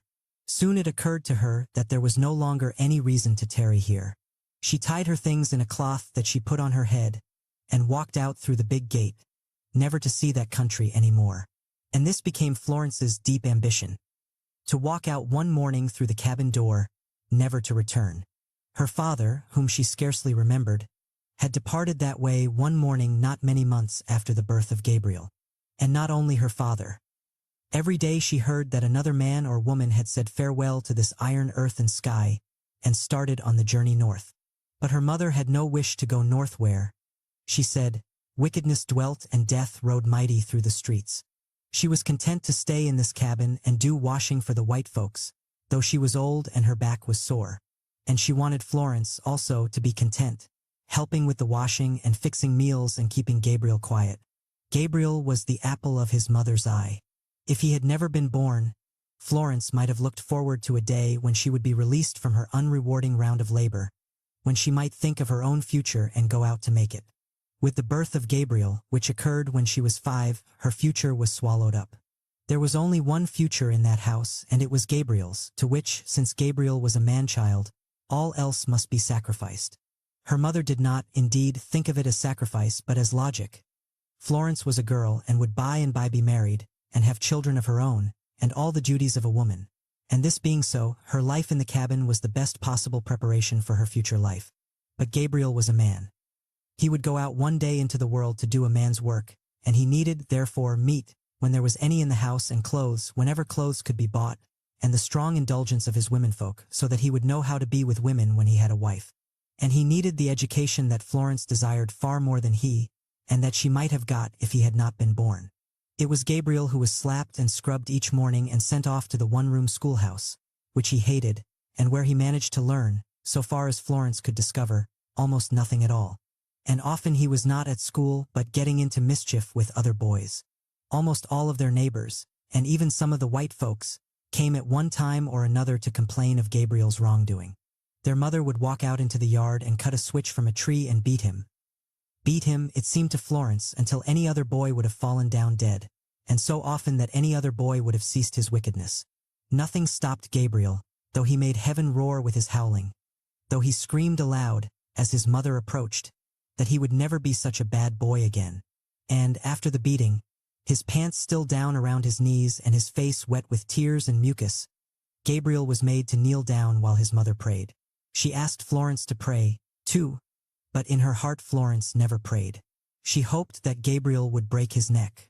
She wanted the evil against which their mother prayed to overtake him one day. In those days Florence and Deborah, who had come close friend after Deborah's accident, hated all men. When men looked at Deborah they saw no father than her unlovely and violated body. In their eyes lived perpetually a lewd, uneasy wonder concerning the night she had been taken in the fields. That night had robbed her of the right to be considered a woman. No man would approach her in honor because she was a living reproach to herself and to all black women and to all black men. If she had been beautiful, and if God had not given her a spirit so demure, she might, with ironic gusto, have acted out that rape in the field forever. Since she could not be considered a woman, she could only be looked on as a harlot, a source of delight more bestial and mysteries more shaking than any a proper woman could provide. Lust stirred in the eyes of men when they look at Deborah, lust that could not be endured because it was so impersonal, limiting communion to the area of her shame. And Florence, who was beautiful but did not look with favor on any of the black men who lusted after her, not wishing to exchange her mother's cabin for one of theirs and to raise their children and so go down, toil-blasted, into, as it were, a common grave, reinforced in Deborah the terrible belief against which evidence had ever presented itself. That all men were like this, their thoughts rose no higher, and they lived only to gratify on the bodies of women their brutal and humiliating needs. One Sunday at a camp meeting, when Gabriel was 12 years old and was to be baptized, Deborah and Florence stood on the banks of a river along with all the other folks and watched him. Gabriel had not wished to be baptized. The thought had frightened and angered him, but his mother insisted that Gabriel was now of an age to be responsible before God for his sins. She would not shirk the duty, laid on her by the Lord, of doing everything within his power to bring him to the throne of grace. On the banks of a river, under the violent light of noon, confessed believers and children of Gabriel's age waited to be led into the water. Standing out, waist deep and robed in white, was the preacher, who would hold their heads briefly under the water, crying out to heaven as the baptized held his breath. I indeed have baptized you with water, but he shall baptize you with the Holy Ghost. Then, as they rose sputtering and blinded and were led to the shore, he cried out again, Go thou and sin no more.